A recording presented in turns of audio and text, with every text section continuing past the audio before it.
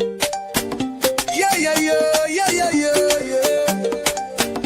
Yeah, yeah, yeah, yeah, yeah, yeah. Wake up, it's a brand new dawn. The breakfast show got the vibes turned on. From Maracas Bay to the Savannah line. Let's start the day in Caribbean prime. Oh, good vibes rolling through the air. The breakfast show, energy everywhere. We talk, we laugh, we make you think. Grab your doubles or your morning drink.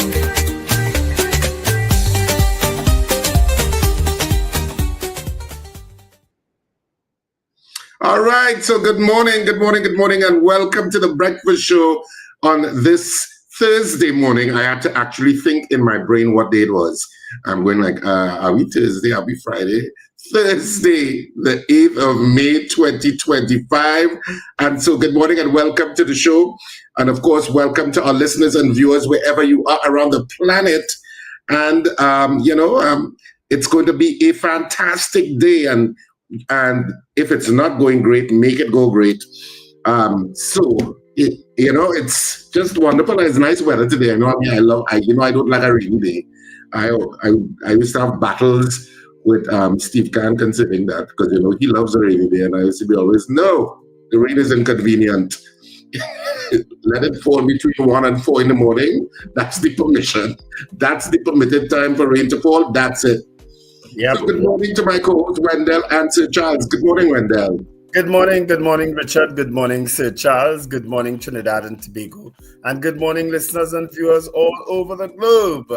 Our humblest apologies for we had a little glitch. Sir Charles and we had a little glitch. So you would not have heard the national anthem and the prayer. Well, guess what? We may very well sing and pray for you this morning. No, I will sing and Richard will pray. That means nothing is happening then. Well, what we can tell you for sure is that no pope can pray for you either, because there's not been a selection of a pope. We've had black smoke again, and they'll do 4 votes. They'll do 4 ballots today. So maybe at the end of today, we'll have a pope, but they'll be doing 4 ballots today, all right? So let's keep our fingers crossed that we will have a pope by the end of the day. Well, the Catholic community will have a pope. It reminds you of Conclave, because you saw Conclave. Yes, I thoroughly enjoyed that movie. It reminds you of Conclave in terms of how much politicking goes on behind the scene of who becomes the Pope. And just like governments, in a sense, you have the more conservative branch and you have the more liberal or progressive branch in the Catholic Church. And sometimes there is a battle between, or sometimes to find somebody who's kind of straddling midway. So you have all of those things going on. Wherever there are human beings, there'll be politics, I guess. Yes. And so the church is no different in terms of that. Strange enough, Richard, they have not actually pointed at an actual front runner. They've raised issues of certain popes, but they have not actually said this is the main front runner. Strange enough. Well, the Vatican doesn't give you any hint. That those kinds of hints come from speculation from international media as to who the front runners are, who the favorites are in terms of what's going on. Yes. So it's something we'll have to see how it all plays out. But those kinds of favorites you're talking about, Wendell, comes from speculation in international media and of course what they're hearing on the ground from their correspondents in the Vatican and stuff like that. But the Vatican will never formally say this is a front runner. No. Yeah. They've avoided that. They've avoided that. But it will be inappropriate because they'll be kind of trying to influence the vote, even though I think they go into seclusion. They're going into a blackout, so they're not hearing news or anything like that. Yes. So, but for people who have not seen the movie Conclave, you should watch it. It really is. It really gives you a good sense of how it plays out. Of the politics in the Vatican City. Yeah, it gives you a good sense of it. But before we get into greeting all of the people in the comment section, we always go through to our good news first. We start with good news. And this morning... Hold on. I'm watching it myself on M&E TV because I put on the TV to look at it. Why do I look like I have no teeth in front? I look like I have a big space in my mouth in front. So you stop me from saying good news because you have a vanity issue? No, yes, Richard. This is disturbing. Look at maybe you should move your background because your background is probably clouding, because it's so dark. Anybody see that? I look like a naughty ganga.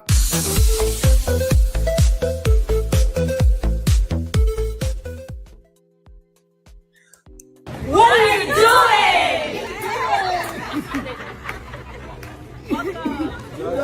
This is our good news. Young brother in Sandals in Grenada. And there's only one reason that I would. Welcome. How beautiful.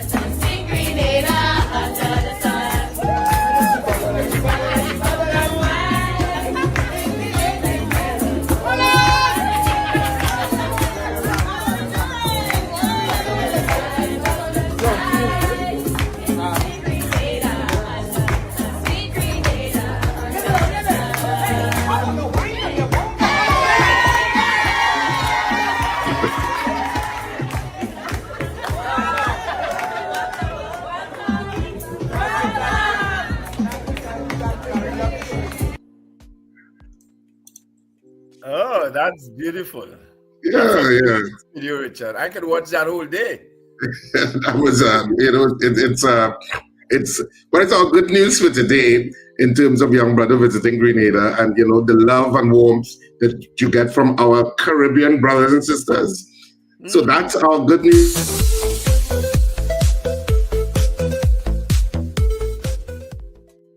Yeah, it puts a smile on your face, doesn't it? And they added their own little lyrics to it. I heard something about Grenada. Yes. Yeah, nice, man. That's beautiful. Yes, it's a nice video. All right. Yeah. Of course, our guest this morning in the second hour will be Brian Manning, former minister in the Ministry of Finance, member of Parliament for San Fernando East, a seat that the PNM has never lost in an election. Mm-hmm. He'll be our guest in the next hour to talk politics. We do another what we call it on the show postmortem. He's talking particularly to the finance issues because of course government has been very clear. He's trying to come back in, but has been very clear that they're scrapping the Trinidad and Tobago Revenue Authority and the properties. So see how we play. So Charles, are you there? Yeah, are you hearing me now? Yes, we hear you. We just got a little feedback just now. We getting lots of feedback. Just whatever you're doing. Okay, I'm not too sure what's causing it. Trying to troubleshoot something here. All right, but we're not getting it now. Let's go ahead and make. So, all right, okay. I think you've got it fixed. We're not going to look at it. Yeah, but it seems so. It seems to have solved itself. So when a lot of you want to go through our comment sections and greet all the people who have come into the stream so far. Of course, we are on YouTube, Facebook. We are simulcasting also on TuneIn and on M&E TV, on cable in Trinidad and Tobago and up the Caribbean. So you can see us all over the place. And of course, Wendell will go through some of the comments now from the people who joined us first thing this morning. I think Champion of Democracy was probably the first, wasn't he? Well, he or she was. I believe, as I say, I believe I know who this is. Good morning. This is at 12:18 a.m. Good morning, gentlemen. Wishing you all a blessed, wonderful, and productive day. Susan Jessup says, "Oh, glorified praise Almighty." So look to Charles K. prayer right here. Oh, glorified praise Almighty God. Blessed be new day. Good morning, Sir Charles Richard Wendell. Love always from Suzanne, Suzette, and Mrs. Gemma. That's your prayer right there. Melissa from Charflair says good morning. Ozzy Molino, Sherwin Kerr, good morning, as well as to all listeners and viewers. Have a wonderful day.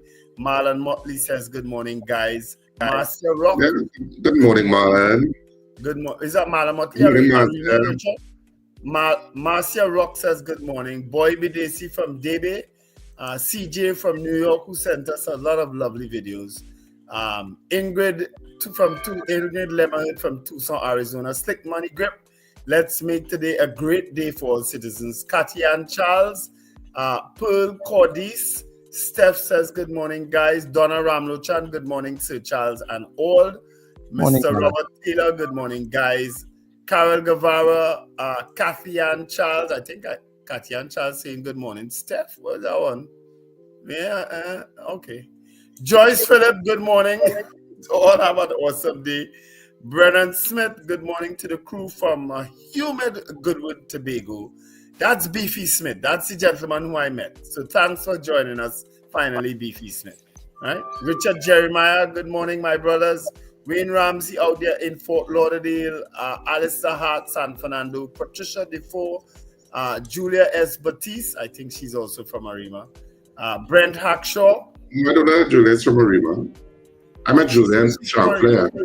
I met Julia in Charflair time. But good morning, Julia. Where are you from? All right. Brent Hackshaw, Carol Guevara. Hi, Brennan Smith. Say hello for me. Suzanne Jessup says, I hope we get an African poop. Okay, well, wouldn't that be something? Annie Bunyan, Cheryl Johnson, Good morning, Annie. Keval Marimutu, that's a brand new name. He says hello. Lambert Bruce, Jude Khan, Rena Jennings, Trinidad Margot, Hillbench,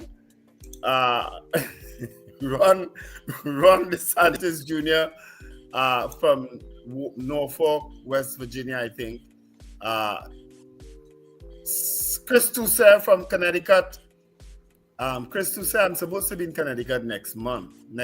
May, June for wedding. Far Rockaway from Brooklyn. Miguel Gonzalez, Ambrose Brar from New York.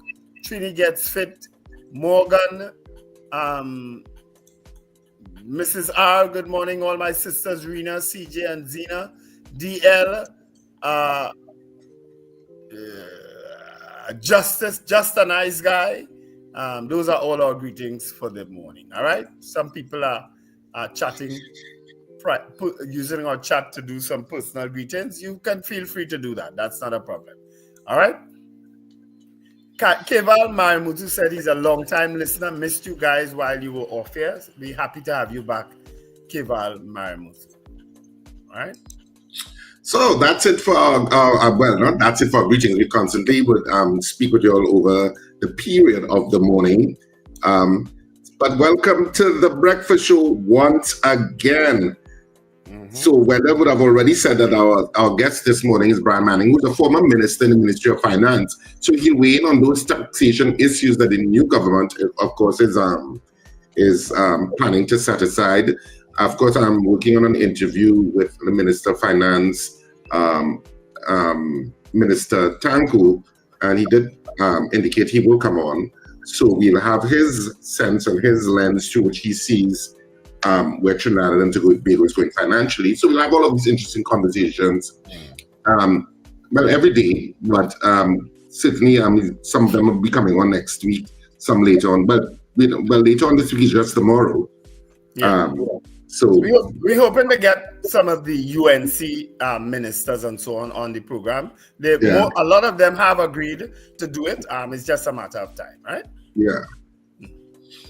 So we see how all of that plays out. So we have all sorts of stuff going on. Of course, Trinidad is never short of news. That I will say. So if you glad to the newspapers this morning, the issue of housing is in the spotlight. Well, let's first of all, let's say congratulations. Yes, that's what we need to Cameron Mirage for his appointment. In particular. for his appointment as Minister of Trade, Investment and Tourism. Yes. So that's a big congratulations to Kamal Maraj. I also reached out to him to see if he'll come on the program. And of course, he I don't know if you want to read a little bit of what he would have said yesterday in his acceptance. Yes. Of what he would have posted up. And he's actually going to be, but let Wendell read a little bit of what he said, and I'll tell you what I was going to say. Yeah, so this is a statement from Kama or Kama, or however you want to pronounce it. Kama Maraj, as he was sworn in yesterday as a government minister. He said, I'm humbled and honored to announce that I've accepted the role of Minister of Trade, Investment and Tourism for the Republic of Trinidad and Tobago. This is a responsibility I do not take lightly. It represents the culmination of 45 years of hands-on experience, building, learning, and leading. As the founder of Sasha Cosmetics, and in case you didn't know where Kama Maraj came from, he is the founder of Sasha Cosmetics. I'm sure a lot of you people use it, women and men. I've had the privilege of transforming a simple idea into a world-class brand. From developing inclusive products like our Amazon bestseller Buttercup Powder to navigating global exports, e-commerce, and international supply chains, every challenge has been a lesson. I now bring those lessons into national service.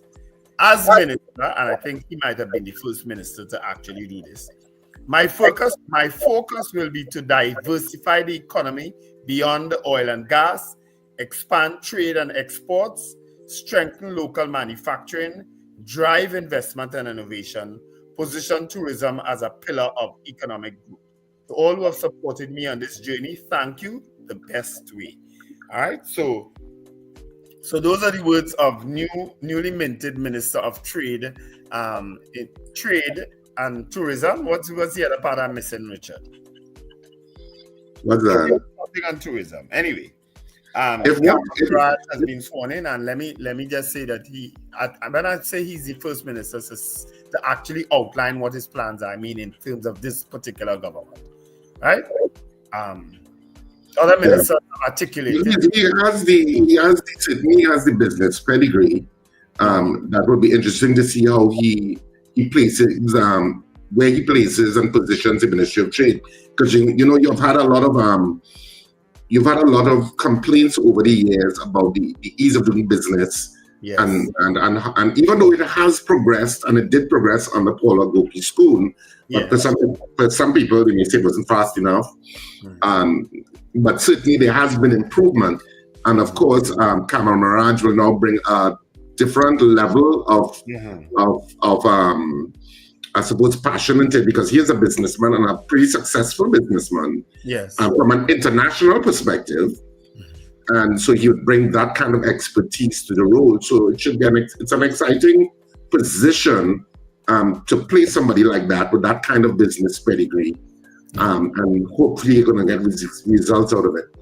Well, Richard, he avoided pointing out that ease of doing business, because I don't know that will fix in a while, because of all these regulations and stipulations and forms we have, and bureaucracy we have to continuously go through.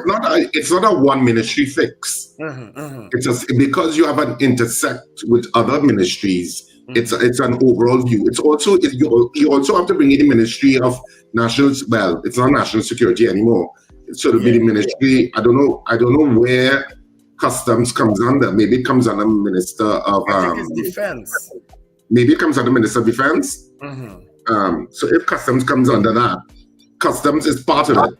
How goods are cleared and stuff like that. Because I know one of the suggestions, it's like what the Americans do, they have a low import duty waiver. So I think for Americans, anything 800 US and less, it enters the country without any tax or duty. It just enters the country. So Customs there focuses on the more expensive items. Yes. But a lot of those little things, 800 US and less, there's no duty applied. It just comes into the country, which is what China takes advantage of. Right. So that's why you have a lot of where that would have Health Team and Shein and all of them. And why so much business takes, because a lot of things that people buy on Amazon are below $800, right? Mm-hmm. 800 US, a lot. The vast majority of things you buy. So I don't know if they're going to consider something like that for customs, because you could be bringing in something into Trinidad and Tobago that costs 20 US. And sometimes it'll take a week and more. Yes. Even though it's already in Trinidad, it takes a week and more to clear, which is ridiculous. That has to be inefficient and not productive. Yeah. And for what? For what kind of duty are you getting on an item like that? So I think they need to look at those kind of systems and free up customs to do other things. Yeah. And we have been championing the cause of customs to going under the Ministry of Finance for a long while. I don't know why the opportunity wasn't taken to do it this time. You understand? Because it is a financial, or what should put, issue. Customs, they do financial things. You know, so that's part of their portfolio. But part of they also have a security function in terms of when they're checking stuff and making sure you comply and etc. Yeah. So I suppose that's why it kind of has a leg in both areas, if you want to look at it that way. Yeah, it's pretty good. So it's how they will it's how it will. The image of that. Yeah, I don't know I don't know if this government has plans to do what you're suggesting, Wendell, or they just want to leave it as is.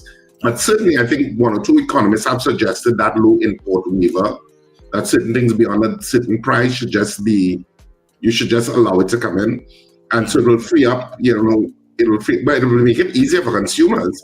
It means you will get your stuff in record time, rather than have to wait for customs clearing.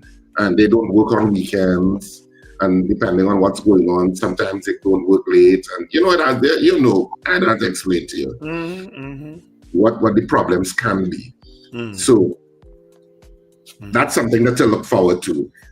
So, and you also had Philip Alexander, who was also, because people were wondering what is happening with Pep, because he was a very vocal supporter in terms of the new administration, and people wondering, is Pep left out?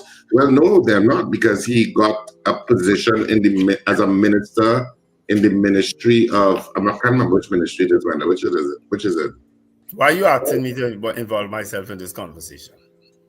You're doing that on purpose, Richard Ragubasi. I cannot remember which ministry. I know you're doing it on purpose. Let somebody on the chat tell you. I don't want to talk about that, man. It's but it's still relevant to what's happening in the country, whether you like it or not. So he's a minister in the Ministry of Housing. Housing, okay. So come back to what we were talking about this morning. I kind of started off. You see how you can wake up? You see how easy it is to wake up the chat? Yeah, because one of it uses the three ministers to tackle home ownership crisis. That whole home ownership issue is it's a pet peeve of mine. That over the period of post 1962 and the amount of money that Trinidad and Tobago has had, and still to a certain degree has had in terms of the various booms we have gone through, there should be no citizen, in my opinion, living in substandard housing.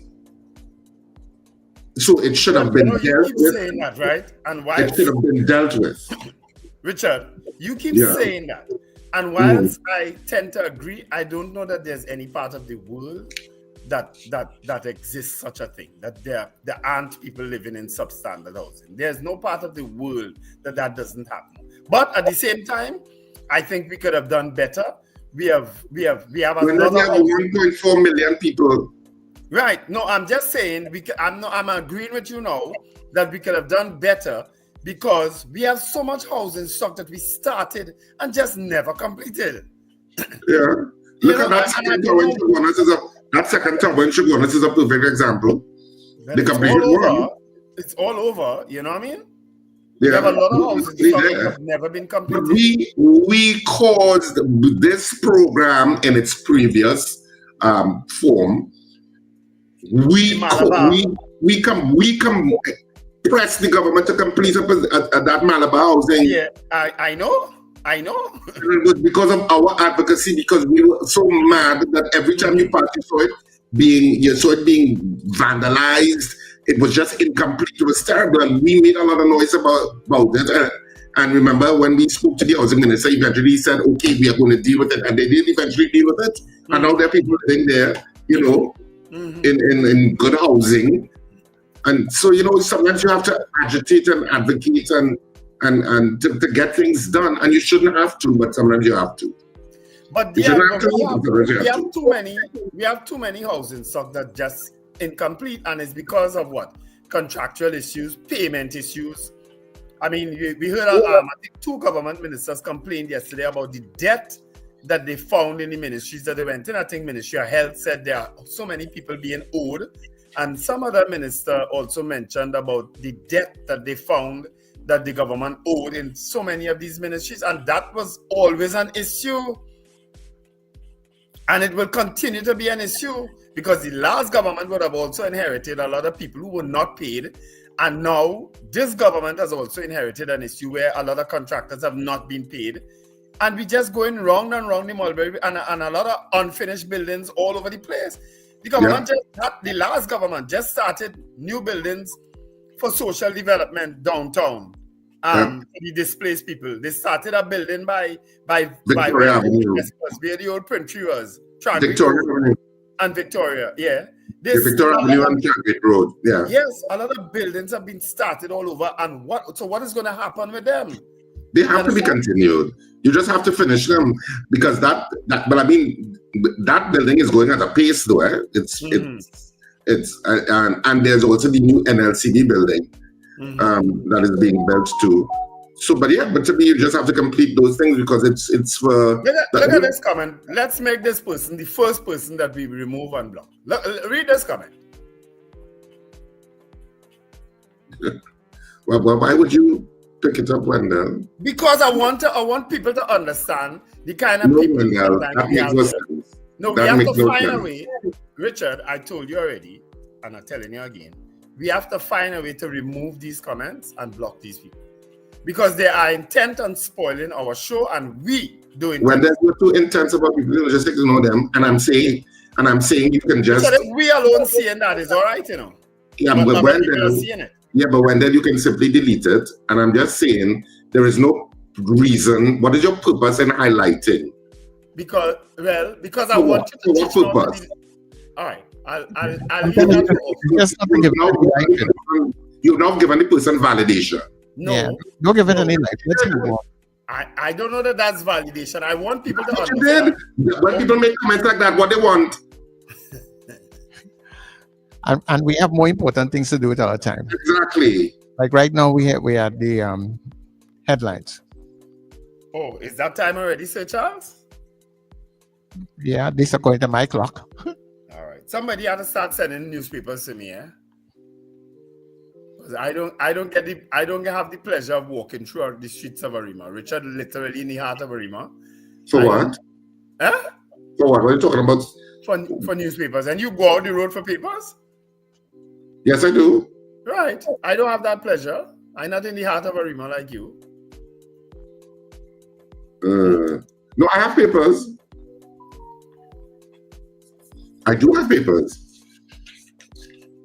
So, but remember I told you I was reading from it and I was telling you that housing is on the front page. Yes. You know, that's how I started the housing conversation. Yeah, but I am waiting to see how that housing ministry works out because the 3 people who they put in housing, I don't know that they exposed any issues on housing before. I haven't heard David Lee. He was more energy, in shadowing energy. But Anil, I'm not so sure what Anil was highlighting, and certainly Philip Alexander was more on the trade side, right? Would you agree? Yes. When he was talking, so I don't know how to operate in housing. I wish them. Well, Anil was sports. You're right, Steph. I forgot. So I don't know how they are going to work out in the housing ministry. Because of their personalities. I don't know David Lee's personality too much. He just seems a little laid back, but he seems firm but laid back. Yeah, he does. So He does come across here, how he manages those two ministers in his ministry, I wish him the best, because those two ministers have a mind of their own, they have a personality of their own, and sometimes they have a mission of their own. You know, But how he's he much manages them. He's time much will more tell. senior than them, I suppose, too, you know, so they What would was have that, Sir Charles? I say he's much more senior than them, Mm-hmm. you know, as far as the hierarchy of the party is concerned. So That is true. Because he's Well, yes, he is. He is more senior. I would agree with that. Mhm. So, but I mean, we'll see what he does. Yeah. Because it is a ministry that always has. I mean, I think last time, was it Jillian John was Minister of Housing in the People's Partnership? I think she was, you know. I can't remember. She was head of She was. I know she's Minister of Works and Transport in this, you know, in this reincarnation. No, Rudal Monilal was head of housing, but Jillian John worked in the housing ministry. Right. Okay. That's why I'm confusing. Okay. Yeah. Dr. Rudal Monilal was head of housing for Right. all And those. he's now Minister of Energy. So it kind of flip things around. Yeah. But let me get into the headlines, and then we can take some calls, and then we can get into our poll for this morning. So let me start with the headlines, and I'll start with the first one I was looking at, which referenced the entire housing issue. The Daily Express for today, Thursday, May 8th. Housing fix. Kamala, government will address major needs of the people. 3 ministers to tackle how home ownership crisis and prices, because generally prices of housing is also an issue. And so there is a picture of Attorney General John Jeremy, Senior Counsel, flanked on one side by Kamaraj and flanked on the other, but he's shaking the hand of Philip Alexander in their respective appointments as ministers. PM stays in South. That's also a sub-headline on the front page of the Daily Express. On the back page, heartbreak in Mayaro. Teen drowns during family beach outing. So that's very sad, and our condolences to that family. And I know they were looking for his body initially. Samir Ragbir is his name. So our condolences to the family and friends of Samir Ragbir. New transport minister says traffic problem a top priority, and Coast Guard officer granted leave for judicial review. All of that is still news in the Daily Express. On the back, in sports now, fantastic feeling. Theobald and Molina savor Defense Forces League title triumph. Ghana to host Global Super League again.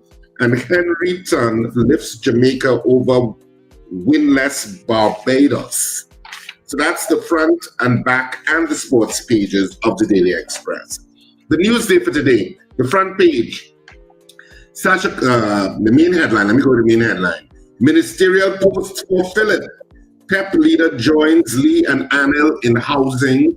And the main picture is that I'm up to see the boss from left, Legal Affairs Minister Sana Musa, and Parliamentary Secretary of the Foreign and Caricom Affairs Ministry, Nicholas Morris, and Public Utilities Minister Barry Padarath make their way to the home of Prime Minister Kamala Persad-Bissessar in the Philippines.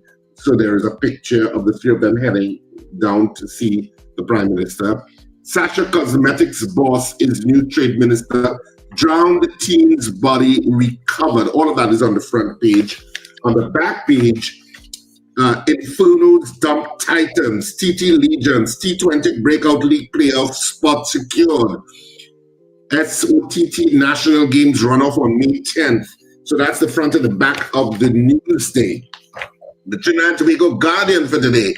And this is the final of the 3 dailies this morning. The front page, $570 million burden. Health Minister and AG claim PNM left behind hefty ministry debts. $570 million burden. PM sets up home office as more state venues ruled out. Philip Alexander gets housing ministry post.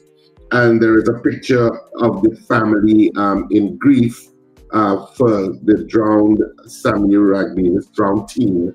That was a family outing, and that ended in tragedy. On the back page of the Trinidad and Tobago Guardian, TTFA reinvents FA Cup 20. And that's it for 3 dailies this morning. So now you know what's going on in Trinidad and Tobago on the front page of what our editors, the editors of the 3 dailies thought should be on the front page.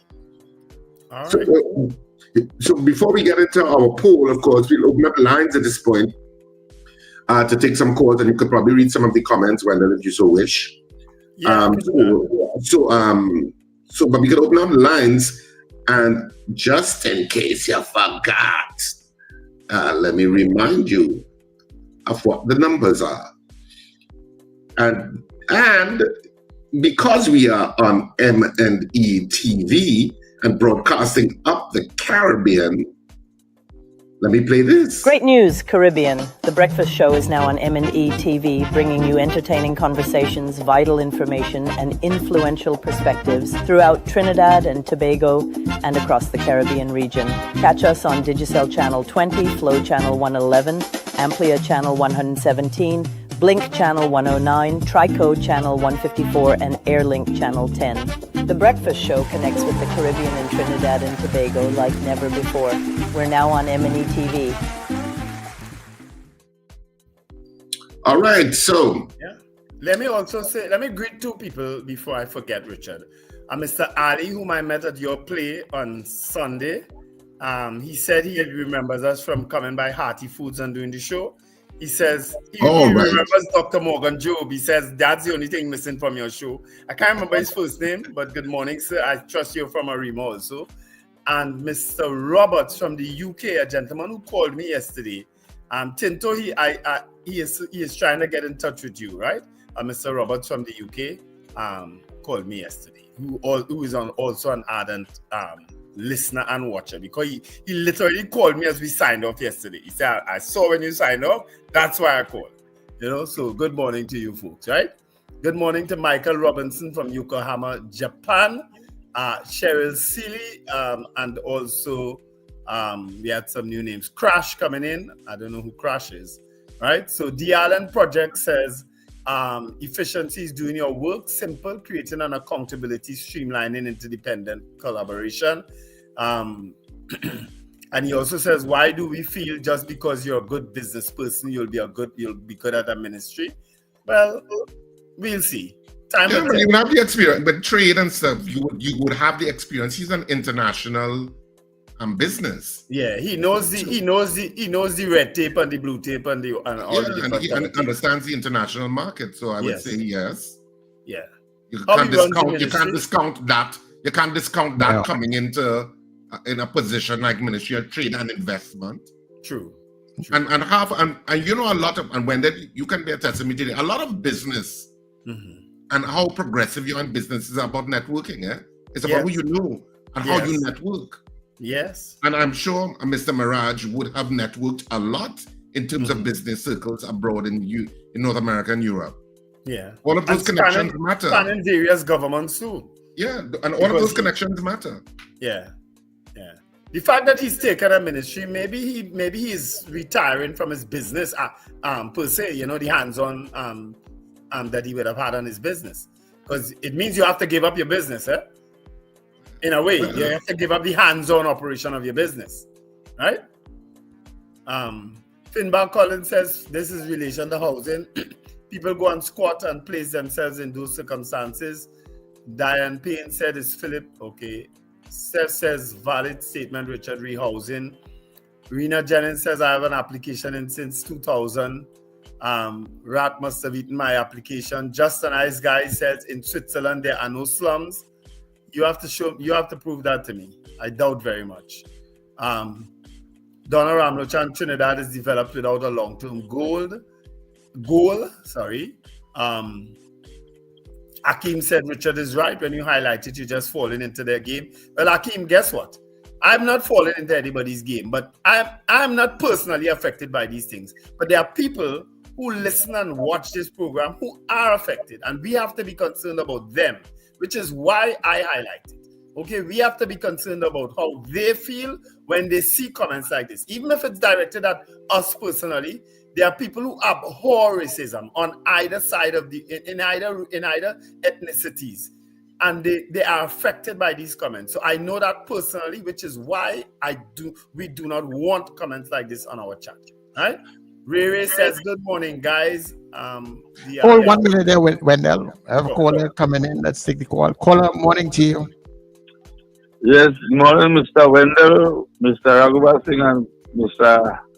Charles. Morning. Good morning, Mr. Patrick. Mr. Raghuba Singh, I hear mention about the $800 tax-free coming into the country. From the US yesterday, all that stopping. You know that? In the US?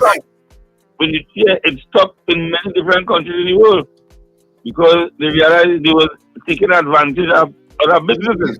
It only stopped in the US because of the whole tariff issue of Trump. Right. And now, to do business in the world right now, become very difficult with this tariff, and China and Mexico and Canada and EU and everything gets complicated right now. So I think there's a pause, Mr. Patrick, on the tariffs for 90 days for the rest of the world. I think the only place that is where tariffs are actually instituted is China at this point. Yeah. But China infiltrated the whole world with goods, so the whole world will find itself on a serious tariff issues. You understand? Because if you selling goods from China to somewhere else, you will get a tax on the skin. You understand? No, instead of raise a point, the diplomatic center. You see what happened yesterday, right? They said the diplomatic center are unfit for work because they are not scared. But that has already been debunked. But our goodly Prime Minister is not going to work from there. She said that how much years back, she will work from there. You know what, Richard? I don't know what poll you have for today, but maybe we could ask that as a poll. Are you okay with the Prime Minister working from home? Or do you have a problem with the Prime Minister working from home? Because I don't at the end of the day, but there are people who's having having real connections about it on Facebook, and they're attacking me and all for even saying I okay with it. Thank you very much. Yeah. Mm-hmm. Maybe we could suggest that as a poll today. Okay, we have another caller there. Debate about whether it have mold here, whether it unfit here, whether it has scanners here. It'll go on and on and on. Right? And people showing up, they have cameras, ministers showing up at the Prime Minister's home in Philippines to meet with her. I don't care. Me. All right, let's take the call. Caller, morning to you. Morning. Gentlemen, that was going to be my contribution yesterday. Sir Charles jumped the gun a little bit too early and ended my call. But my contribution yesterday was how legitimate. Why are they allowing journalists into the Whitehall to verify this mold that is being alleged? I saw a clip last night where journalists have been trying to go and see the thing. OSHA has been trying to go to Whitehall to see this alleged mold. Yeah. And they are being blocked by Mr. Padarak and not allowed to see the mold. So I feel vindicated this morning that the whole thing is a myth. Now the problem with Kamala Prasad working from home is nobody has touched that issue yet, and I want to verify because I may be mistaken. There's an added stipend to her salary. The longer she takes to moving to the diplomatic center, she gets another stipend added to her salary for working from home. I think they fixed that. Lincoln, I think they canceled that housing thing and made it just all part of the package, if I'm not mistaken. Somebody could correct me if I'm wrong. Well, we need to confirm that. Once she is not getting any more money, I don't care where Kamala Prasad work from. But if she is getting another stipend for not moving into the diplomatic center, because I remember that was the situation with President Kamona. Yes. Right? And all of these UNC people seem to have the same strategy of not wanting to move into the thing and get extra money for it. So we need to find out if we're not getting any extra money for it. And if they are, then they need to move it to the center. If they're not, I don't care. I want to agree with Wendell. Okay, thanks very much, Lincoln. Your remuneration package as the Prime Minister, I think, whatever that is. Yeah, I think they fixed that issue. They have consolidated it all as part of your package, your terms and conditions. All right. Caller, good morning to you. Welcome. Good morning. Yes, I'm calling from Arima. Go ahead, caller. As far as I'm aware, the Prime Minister indicated on the campaign trail that she is diabetic, right? And due to her age, she will have challenges. I think it would be better if she came out and say so. She has challenges, comorbidities, and she'll prefer to work from home. Because she's in her 70s. But she did say she has challenges. She did say that on the campaign. She said she was diabetic. Yes. I mean, And it will be very challenging for her. Yeah. So what I'm saying is better the communication department come out and say so. Yes. And leave it as it is. Yeah, so Instead of all the nonsense about mold and flooding and scanners and things. You're right. I can bet you anything. At the end of the year, she will still be at the residence. Yeah. Okay, great. Thanks very much. Thanks, caller. But I want to agree with Lincoln that I mean, I'm not discounting that they probably obviously there's something to repair. Otherwise, UDCOT wouldn't have weighed in on it. And UDCOT said that they will be repairing it soon and there will be a relocation of staff. Right. So the mere idea that UDCOT has stated that means there is an issue to repair. There is something. Yeah, but it's in the basement, But what I'm saying is whether there is mold or not. And I agree with Lincoln that for transparency purposes, you should allow media within the safety zone of however you manage it from a safety perspective, that you should allow the transparency because you've raised it, that to be completely transparent, you could say, look, this is where we can allow you to come and this is what you would have to wear just as a safety precaution. But they refused Richard yesterday. They refused the Occupational Safety and Health Organization yesterday. They refused to let them in Whitehall yesterday. You can't stop. It's like stopping a public health officer from entering your compound. You cannot do it. That already happened. But we have a caller online. Caller, good morning to you. Good morning.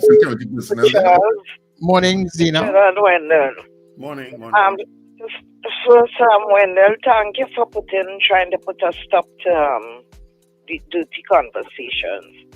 Anyhow, I want to say that there was no need for all that drama because you know what that it comes over. I have to say now, like Dr. Rowley was a martyr, working in such conditions, even her residents weren't fixing. Well, as what? Man, look, they look like they just want to start to spend the money the Treasury have. And if all you're blocking people from seeing it, there is some measure of untruth in that. It's not as bad as maybe they make it out to be. And I agree with the last caller. If she has a problem and she has to stay home, say so. And don't make it issue that building wasn't good. You understand? If she was so sick, why running for thing? Why don't hand it up? Look how many people challenge you for leadership. Give it up now. That's the whole long and short of it, because we need the Prime Minister to be visible and be in the office. Thank you. All right. Okay. Again, the excuses are not necessary. Just say Mrs. Prasad Bisesa chooses to work from home at this point in time. Just say that. Don't come out. I mean, all that sort of issues about the scanners and about mold and about flooding and about security concerns. Oh, come on. Yeah, and if you need to refurbish certain things, because I mean, I think I heard Miss West saying that that the last refurbishment took place somewhere around 2018 or 19 or somewhere along that. And if I am, let's say, Dr. Rowley at that point in time, 2018, 19, he's working as it running down. He will not really pay much attention to he go in there, But somebody new coming in there will start to look for all the different things that that need to be. No, they're looking for excuses as to why she's home. You don't need any. Well, but let's take the call and we'll get back to it. Caller, good morning to you. Yeah, good morning, gentlemen. No from Virginia here. I just want to go. I just want to quickly comment on a topic here that was mentioned in the chat, and you guys mentioned it about getting that black poop. You know what, folks? Just give the best man in this situation, or the best colonel, the job. You remember the late great Colin Powell, General Colin Powell, the first black chief of staff for the military in the U.S. Nobody chose him because he was black. They gave the best man the job, right? And furthermore, so that's how I feel about it. And by the way, the liberal and woke sectors here in the United States, they don't want those two black popes. And you know why? They're too logical, they're too practical. And on top of that, they don't buy into this nonsense that they have more than two sexes. Have a good day, gentlemen. All right. Okay. Julia S. Batiste, just letting you all know, she is from Maracas, St. Joseph. Okay. She's not from Champlain, where you met her. And she's I said I didn't know where she was from. I said that's where I met her. Well, she's saying she's from Maracas, St. Joseph. You want to go up Maracas? No, I just said that I didn't know where she was from. And You said she was from Arima, and I said I never knew she was from Arima. I did. Caller, good morning to you. Yeah, good morning, brother. Good morning to the panel. Morning, Mr. Cokley. According to Jack Warner and Mr. Griffith, the Prime Minister during 2010 and 2015 only worked 2 days of the week, which was Thursday and Friday. And the whole country knows the reason why those two goodly gentlemen articulated that position. I am of the view now that if she is at home fully, for whatever reason, we may get more work out of her, because I have a brother who works when he is not so well from home. Thank you. All right. I'm seeing on this chat here a new name to the chat, a new name to the program, but a very good friend of mine, Hilan Morin, former deputy mayor of Port of Spain, who commented a while ago. Morning, Hilan, and thanks for joining the absolute best show on radio. I think we should get to a poll at this point because time is creeping up on us. So I had a poll, but I will go with your poll, Wendell. Can I just sneak in this call quickly before you go to the poll, because you put in there? Sure. Yeah. Caller, good morning. Okay, boss. Good morning to Charles, Wendell, and Richard. Morning. You know, this first morning, I have agreed with every caller who called and spoke on any one of the topics. Everything I agreed with. And you know something, Wendell? Excuses after excuses. When somebody debunks something, and next excuse come. And now UDCOT said that his scanners, all his scanners are working. Because Barry said they're non-operational. So now if they get something to prove and say yes, they're working, tomorrow is Friday, weekend tomorrow, he will say something else come up. So and by the way, isn't Barry Paderat a minister in the Public Utilities Ministry? Yes, so go and fix it. Fix the pipe on them. That's it. And the point is, why isn't he at his job? At his job as the Public Utilities Minister, he's the new de facto Prime Minister. Oh my God, we have things to say. Good news. Thanks very much, Nabadi. Nice. Let's go. So do you have a problem with the Prime Minister working from home? I had another poll connected to Kama Mirage as the Minister of Trade. We can save that for tomorrow. Well, we'll save it when we interview him. So do you have a problem with the Minister working from home? That's with the Prime Minister. With the Prime Minister, sorry. With the Prime Minister working from home. That's our poll this morning. You may start voting now. Oops, sorry. Of course, you can call and give us your vote 281-1315, 281-1315. All right. Do you have a problem with the Prime Minister working from home? That's our poll this morning.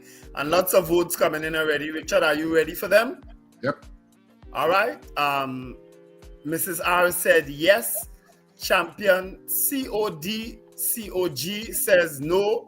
Nicole Wong. Oh, shucks. Sorry, Nicole. Nicole Wong says yes. Boy Bidesi says no. Sabita BSA says no. Miguel Gonzalez, no. DL, no. Julia Batiste, no. Donna Ramlo Chan, yes. Wayne Joseph, yes. Trini Gets Fitz, yes. Dolly Mollett, no. Cathy Ann Townsend, yes. Annie Bunyan, no. Robert Taylor, no. Marlon Motley, no. David Reyes, no. Brent Hackshaw, no. Dexter Ramirez, no. Ozzy Molino, no. Jason Samuel, no. Cheryl Seeley, yes. Ingrid from Tucson says no. Rena Jennings, yes. Michael Robinson, no. Lots of votes this morning. Where am I? Annie Bunyan, okay. Alistair Hart says yes. Beauty Culture, yes. CJ, no. Andre Reno, yes. Carol Guevara, okay. Well, Carol, you had a vote on the poll. We all have a problem with the lies and deflection, but we had a vote on the poll. All right, so those are votes thus far. We are at 6:59. We are about to head to the news. Far Rockaway says no. So you can continue to vote. Michael Olivers also says no. So Charles, you have any? Blackwell says no. Frank says no. Pauline says no. And Nikisha says no. All right. I also have Richard for you. Carol Guevara saying yes. Kival Marimutu says no. Sherwin Kerr says no. Hazel Will says yes. And those are votes. We break for the news now. And when we come back, we'll give you our poll results. Yeah, and you can still continue to vote while we move to the news at this point. All right. So the 7 a.m. news is next.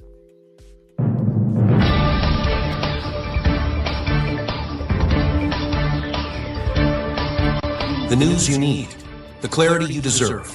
Local, regional, global. This is Net Radio News Now. This is your news update for Thursday, May 8th, 2025. I am Amanda Mitchell with New Era TT Radio and M&E TV. Satyakama Kama Maharaj, founder of Sacha Cosmetics, has officially joined the government as Minister of Trade, Investment and Tourism after being sworn in yesterday at President's House. Maharaj's appointment, delayed due to travel, completes Prime Minister Kamla Persad-Bissessar's cabinet. Also sworn in was Progressive Empowerment Party leader Philip Alexander as Minister in the Ministry of Housing, joining Housing Minister David Lee and Minister in the Ministry Anil Roberts. With the full cabinet now in place, the government is poised to move ahead with its legislative agenda. In a historic development for women in politics, St. Anne's East MP Dr. Nian Gadsby Dolly has been elected chairman of the People's National Movement, narrowly defeating Port of Spain Mayor Chinua Alain by just 2 votes, 60 to 58. The vote took place on Tuesday at Balizay House, following Stuart Young's resignation after the PNM's election defeat. Former Finance Minister Colum Imbert was named vice chairman, elected unopposed. PNM General Secretary Foster Cummings confirmed the party will hold a leadership convention within 6 months under the one-man, one-vote system. Former opposition senator and attorney Jayanti Lakshmidyal Ramdyal is being strongly considered to become president of the Senate in the new parliamentary term, according to UNC sources.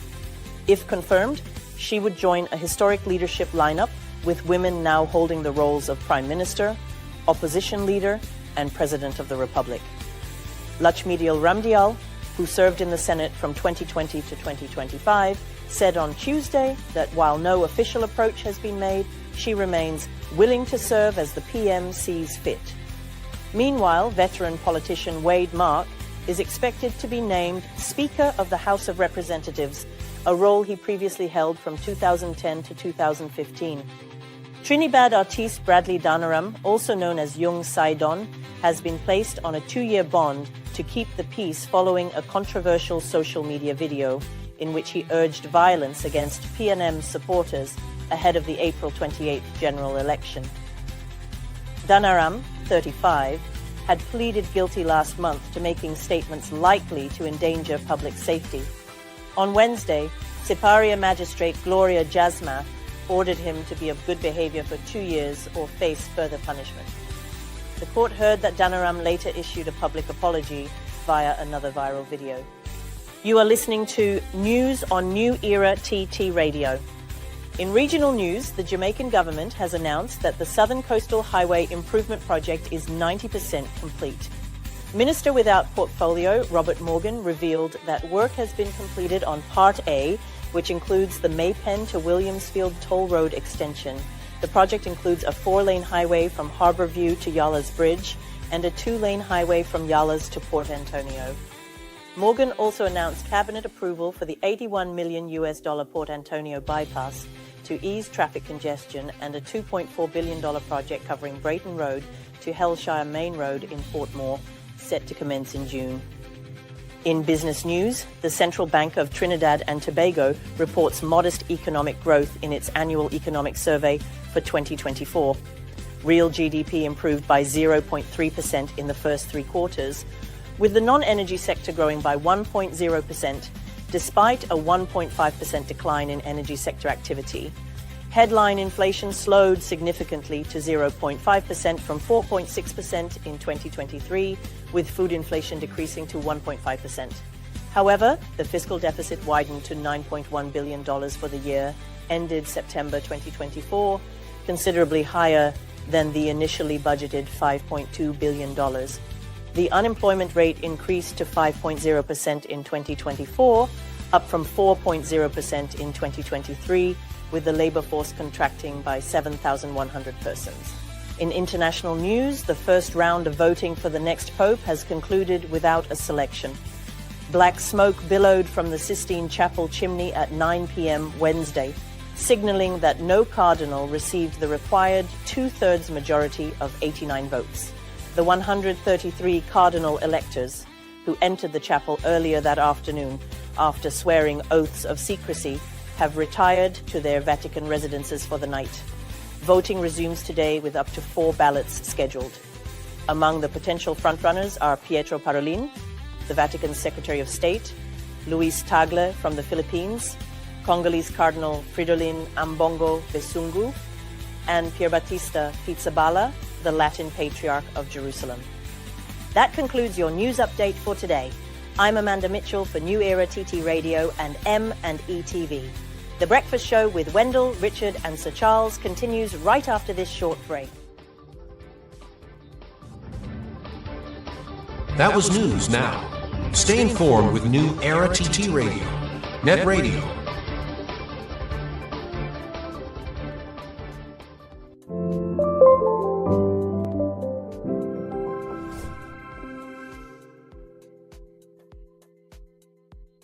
On the go, or just taking a break, this is the perfect mix to keep you engaged, informed, and entertained. The Mid-Morning Mix and Mingle, weekdays, 9 a.m. to 12 noon on New Era TT Radio, Net Radio. Man, woman, tired of the invasive, painful old methods of testing prostate and breasts? The Institute of Health and Fitness Clinic and Wellness Center offers comprehensive and non-invasive diagnostic testing, which indicates the nature and extent of diseases and tests your nutritional levels. Our quick testing can identify early signs of problems by evaluating many of the bodily functions, such as male and female sexual function, gastrointestinal function, liver function, kidney function, thyroid function, heart and brain function, and also cancer testing. Results are comparable with other medical lab tests without the use of needles or embarrassing specimen cups, and is pain-free. We also offer all natural treatments. Visit us now at number 79 St. Vincent Street, Tunapuna, or call 492-7397 or 289-6363. Wake up with the Net Radio Breakfast Show. Rise and shine with Wendell Stevens and Richard Raghuvarsi, weekdays from 6 o'clock to 9 a.m. Start your day feeling good, energized, and informed as we tackle the biggest issues of the day, get you where you need to be on time, and keep you in the know about everything that matters. We bring you insightful discussions, expert analysis, and the latest updates so you're always ahead of the curve.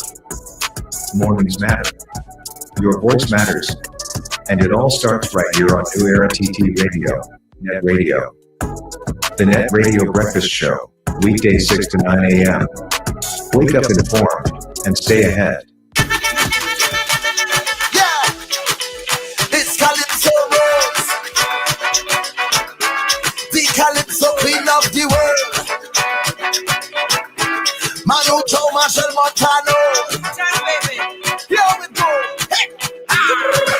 Boy, don't touch me like you're going crazy. Let go me hand, let me jump up in the band. I don't want nobody to come and stop me. Leave me, let me free up.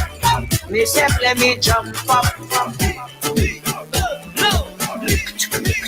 So leave me alone. I ain't going home. So leave me alone. I ain't going home. Let me party, let me party, let me party, let me party.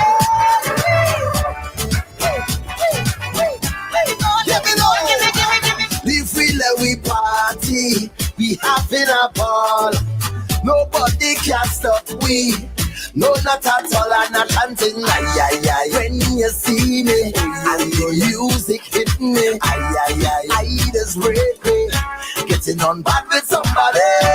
So when you see me in the line, no matter what the time, I ready for the pumping. From back in the day till I hold and I pray, I prepared for the jumping. If you're 15 or 25, if you're 50 or 75, once you're breathing and you are alive, so we whining all day. Wake up, rise up.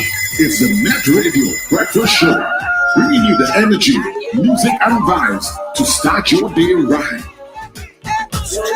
And that is all we intend to do, is make sure we start your day right here on the New Era TT Radio. Welcome inside a brand new hour.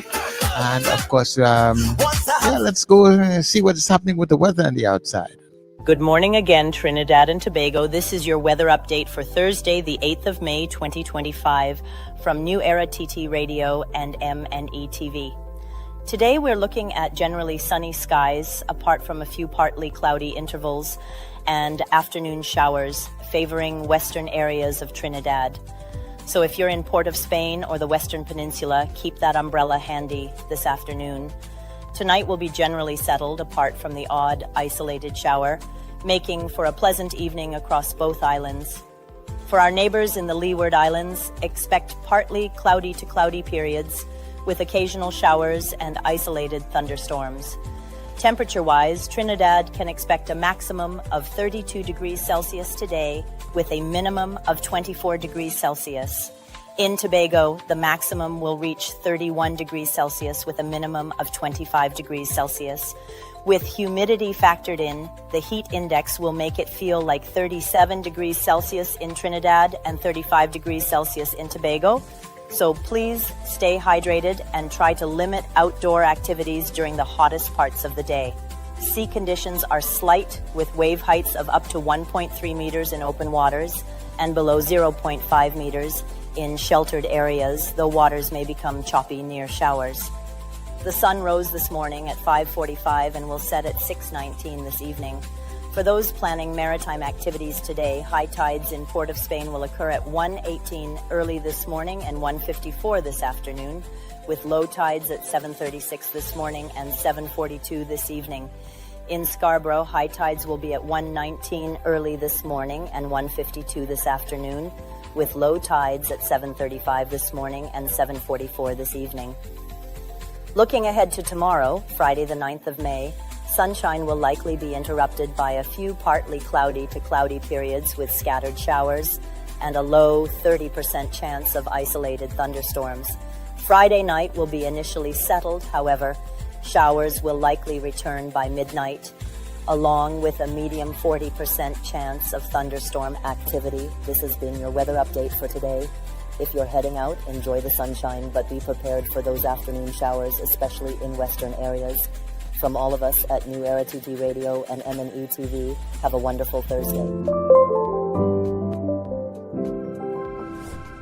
RSRR Productions continues with Married and Mischievous. It's been held over for 2 more nights at Cipriani College due to overwhelming public demand on Saturday the 10th of May at 8:30 p.m. and Sunday the 11th at 6:30 p.m. It's Mother's Day weekend, so treat your mom to this fantastic adult comedy. Yes, Married and Mischievous. Tickets available at usual outlets and at the Cipriani College box office from Wednesday the 7th of May, 12 noon to 6 p.m. daily. This is not just a play, it's an experience.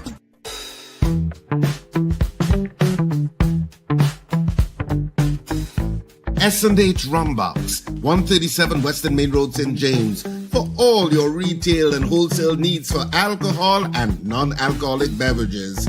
Call us at 686-0599 or visit us at 137 Western Main Road, St. James. S&H Rumbox, drinking out of the box.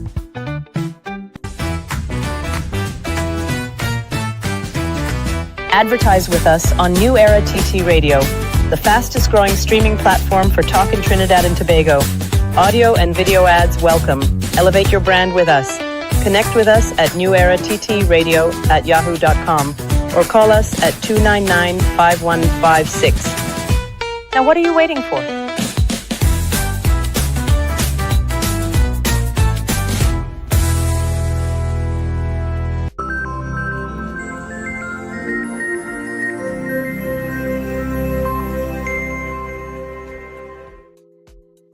All right, so we're back in the second hour of the breakfast show this morning on New Era TT Radio and, of course, broadcasting on M&E TV. And just in case you didn't know which channel on M&E TV to watch, this should tell you. Great news, Caribbean. The Breakfast Show is now on M&E TV, bringing you entertaining conversations, vital information, and influential perspectives throughout Trinidad and Tobago and across the Caribbean region.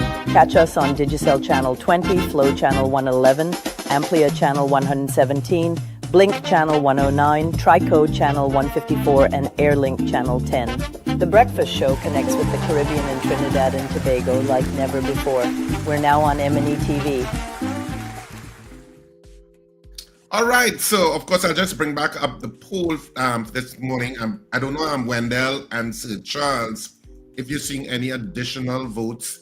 Yes, we do have some additional ones. All right, because our poll this morning is, do you have a problem with the Prime Minister working from home? Simple and to the point. And of course, just as a reminder, please like and subscribe to our YouTube channel. I know there are lots of you all watching it on M&E TV, but take the time out to go to the YouTube channel and like and subscribe. It is important. We're trying to get 100,000. We're trying to get 100,000 subscribers, and we are on our way there. We're a little far still, but we're on our way. We have Terence Road saying no. Ambrose Blanc says yes. Slick Money Grip says yes. Who else? Nigel Morris said no. And that's it. We have Steph saying no. Also, RJ voted yes. And that's it. And Suzanne Jessup said, I think that's a vote. I'm not sure. Saying no. All right. So Junior says yes. Afia says no. Ria says no. Kenwin says no. Joyce says yes. Sexy Red says, while you're talking about all you're working from home, so no. Exactly. Right now, I literally on my bed. You can't see, but I'm on my I'm by my bed. You're working. And I'm watching my TV. Are you really working? And I'm in my bedroom. Richard, where are you? None of your business. All right, Kabla. All right, Richard, just business.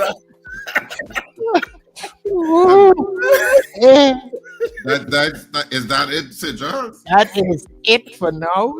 And Sterling Francois also said no. Good morning, Sterling. All right. So those are our votes. All right. So our poll this morning was, do you have a problem with the Prime Minister working from home? We had 53 people voting on the poll in the allotted time. And of the 53 people that voted, 34 of you said no, you did not have a problem with the Prime Minister working from home. You do not have a problem with that. And 19 of you said yes, he had a problem. So 19 said yes, but 34 said no. So the majority are the winner. The majority is yes. Who are, of course, are the winners of our poll this morning, if you're calling it a winner. They have said majority no. Yes, or the majority no? The majority said no. Said no. Oh, they do not have a problem with the Prime Minister working from home. So there you know, have we it. just went through an entire election campaign where we saw for ourselves Mrs. Prasad Bisessa's condition. People have been commenting on it. Even her newly minted minister commented on it. All of them were commenting on it. The country voted her back in office as Prime Minister. We have to accept it. No, there's nothing you could do about it. Okay? All right, so we're moving to our Let's Talk segment because I know Brian Manning is waiting in our green room. So our Let's Talk segment is up next.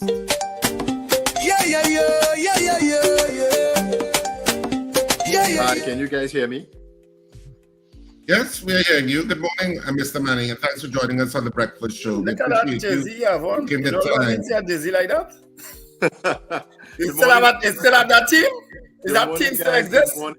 Trinidad and Tobago. Wendell, what I want to ask you, why are you bringing the whole country into your bedroom? That's what I want. Where you know, Mr. Manning? So I'm at home. Okay. And possibly in your bedroom. Not in my bedroom. Okay. Good morning, right. Good morning, and thanks for joining us on the Breakfast Show. Yes, and don't make fun of my team, please. We'll be better next year. That's all I have to say. Yeah, I've been hearing that for a while. Compete for a championship next year. Thank you. I've been hearing that for a while. Don't worry. For too long. So, Brian Manning, thanks so much for joining us. Of course, we're talking naturally politics with you on, but we also wanted to talk, of course, to the issue of finance. I mean, under the previous administration, and of course your line minister, Hom Imber, he very much pushed forward the issue of the Trinidad and Tobago Revenue Authority and certainly property tax, both of which this current administration have indicated that they are doing away with. The Prime Minister herself, in fact, said about the scrapping of the Trinidad and Tobago Revenue Authority, and certainly property tax was one of their promises. The axing of property tax was one of their promises made on the platform. And I think Minister Tan Koo, the current Minister of Finance, did indicate that it possibly has been reported, let me put it this way, has been reported as saying that, the people who paid already will get a refund and stuff like that. I mean, when we get him on the program, he will be able to clarify for himself whether that is in fact what he said. But that's what it is. But certainly they plan to axe the property tax. Yes. And the Trinidad and Tobago Revenue Authority. What's your take? Because you are Ministry of Finance. Right. How does this fit into the overall fiscal responsibility picture that the UNC is going to be facing, and how they're going to navigate it? It should be a cause for concern for every right-thinking Trinidad and Tobagonian. Every Trinbagonian should be concerned about this. None of us want to pay taxes. None of us enjoy paying taxes. But taxes are exactly how it is we provide many of the goods and services as we do to the people of Trinidad and Tobago. And what the TTRA is meant to do is to bring a more democratic and fair process to tax collection and revenue collection in general in Trinidad and Tobago. Is to ensure that everyone paid their fair share. And what we have at this point in time is we have a group of people carrying an inordinate tax burden because everyone isn't paying. So you have a few people paying for everyone. With the TTRA, it would have ensured that everyone paying their fair share would have actually reduced the overall tax burden per person. It would have allowed us to reduce taxes for many of the people of Trinidad and Tobago and businesses in Trinidad and Tobago. At this point in time, we have a tax gap of about $10 billion. That is in terms of leakage and non-payment in taxes. That $10 billion is not a small sum. and can be put to work in this economy. And let me remind everyone in Trinidad and Tobago that the government's two revenue sources are taxes and then also oil and gas revenues, which is also a form of taxation, royalty payments, and also corporate taxes on the international energy companies. With that taxation, we are able to provide many of the subsidies and transfers that we enjoy in Trinidad and Tobago. And if you look at the national budget, in many years, subsidies and transfers have been more than half of the overall budget. In some years, it has been 20, 25, even $30 billion in terms of transfers and subsidies. And when I say transfers and subsidies, almost everything in Trinidad and Tobago is subsidized. We have free healthcare, free education, subsidized utility rates, subsidized public transportation, social grants, other benefits. All of those things are paid for by your tax revenues and our oil and gas revenues. We have the lowest electricity rates in the hemisphere, lowest water rates in the hemisphere, lowest fuel at the pump in the hemisphere, one of the lowest property tax rates in the hemisphere. All of that is done because of the taxes that we collect, and we are able to use those taxes to really lighten the load and reduce the cost of living in Trinidad and Tobago. That is what taxation is for.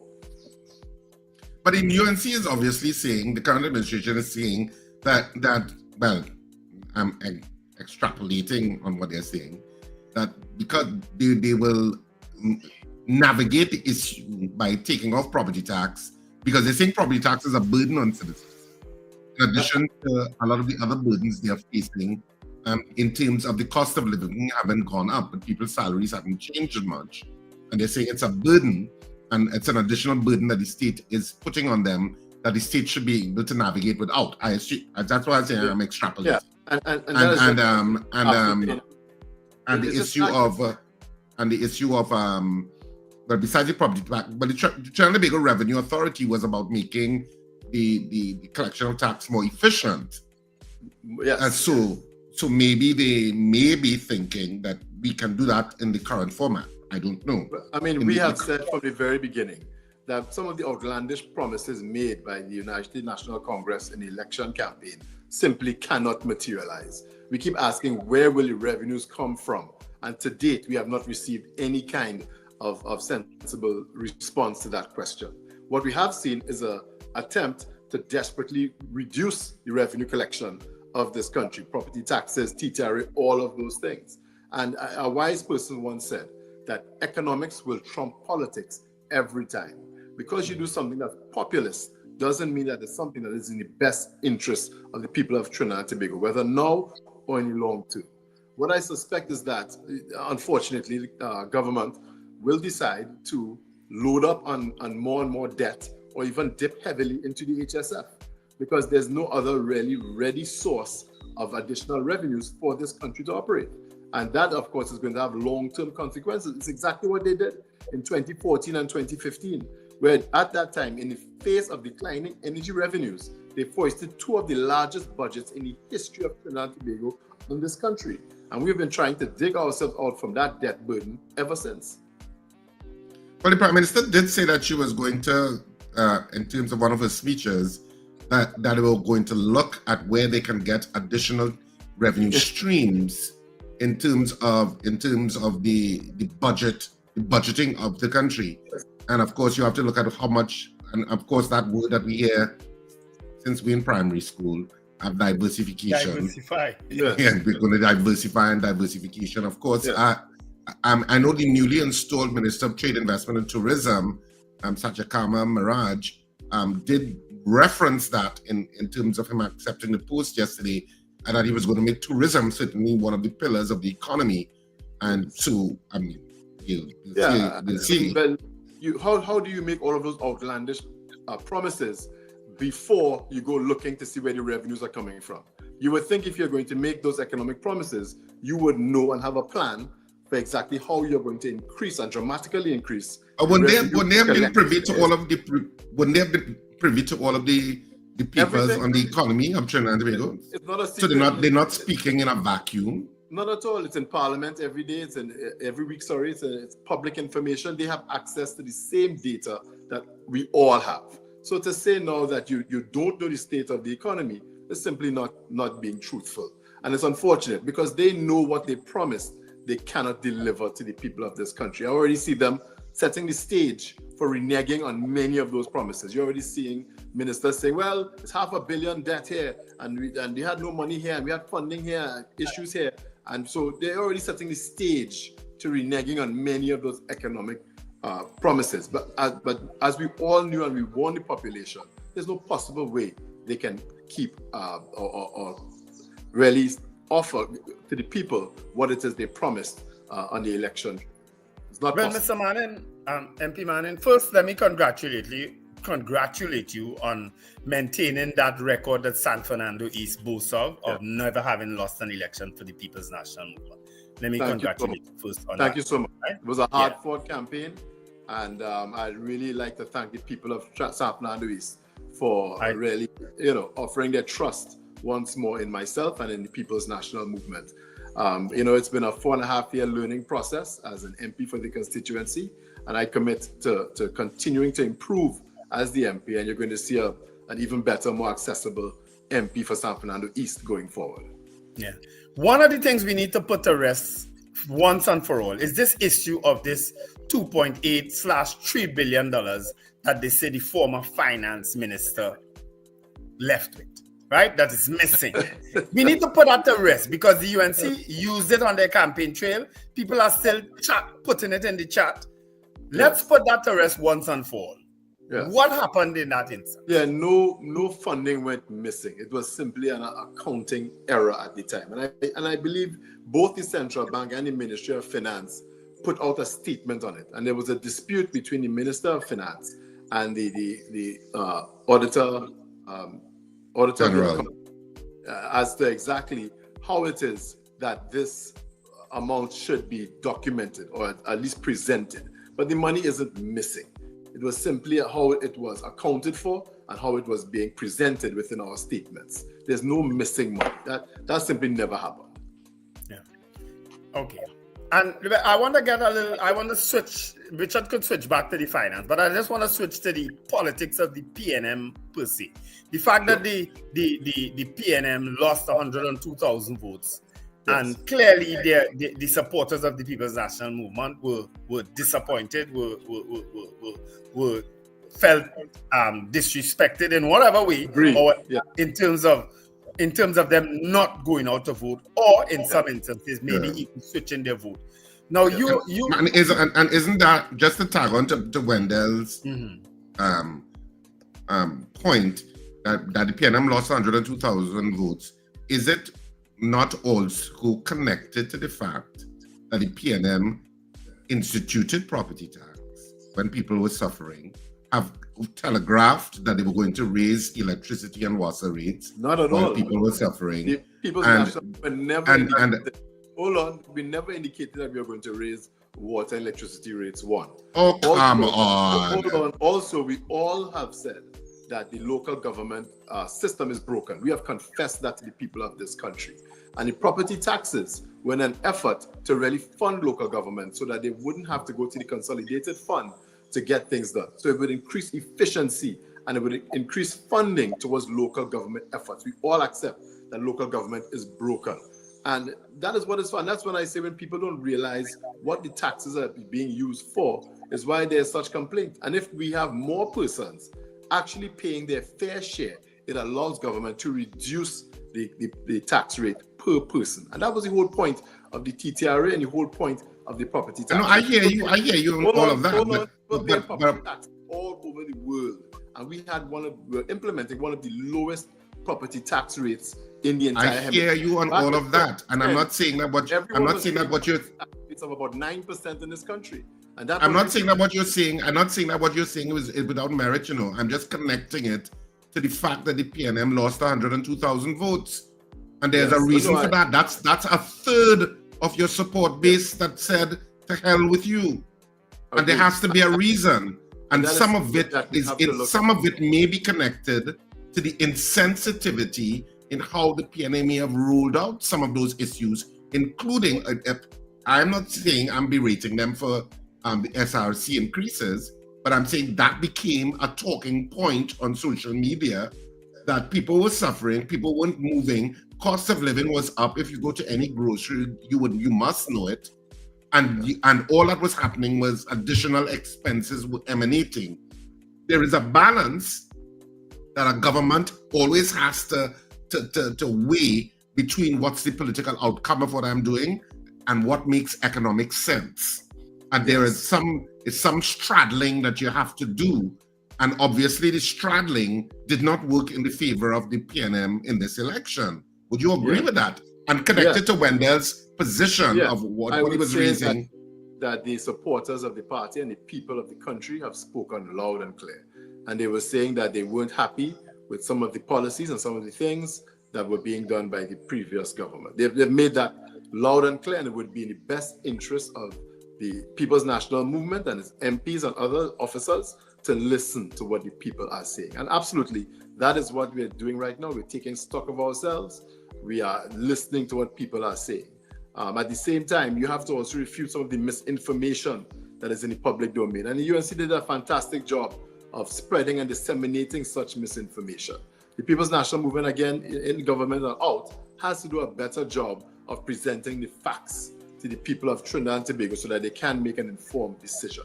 We need to do a better job. There's no question about it. But the people have spoken, give us some examples of the misinformation that the UNC spread in their election campaign. No, they did quite a bit. The same thing with the missing money from the Ministry of Finance. We just spoke about that earlier. That certainly wasn't true. That we have some, draconian property tax rate. The property tax rate would have been one of the lowest in the entire hemisphere, in the Western hemisphere of the planet. That certainly was never true. You know, those are just two of the many misinformation. When you look at the online campaign of the UNC, it was all about deception. It was bots, fake accounts, and paid online trolls. There's nothing honest about that. It's all in an attempt to deceive the people of this country. And that is exactly what they did. Well, I was going to add to that, in that PNM probably needs to do a better job at maybe not speaking the truth. At deceiving the population. Well, I wouldn't go deceiving the population, but maybe not telling the population the exact state of where we were and where we are and where we could be. You understand? Because clearly people are not listening. Well, I think part of the problem, quite frankly, Wendell. My major concerns with the current situation is that we know exactly how critical our economy is at this point in time. My major concern is that we have a new Minister of Finance, and all due respect to the gentleman, he does not have experience in the position, and it's an expansive ministry. Trinidad and Tobago, our credit rating, our investment grade rating. You know the same was said of Carl Members, right? Sorry? You know the very same thing was said of Carl Members when he was appointed. Experience. Right? Yes. The current Minister of Finance has no government experience. Carl Members had extensive government experience. Okay, all right. Right, that's the difference there.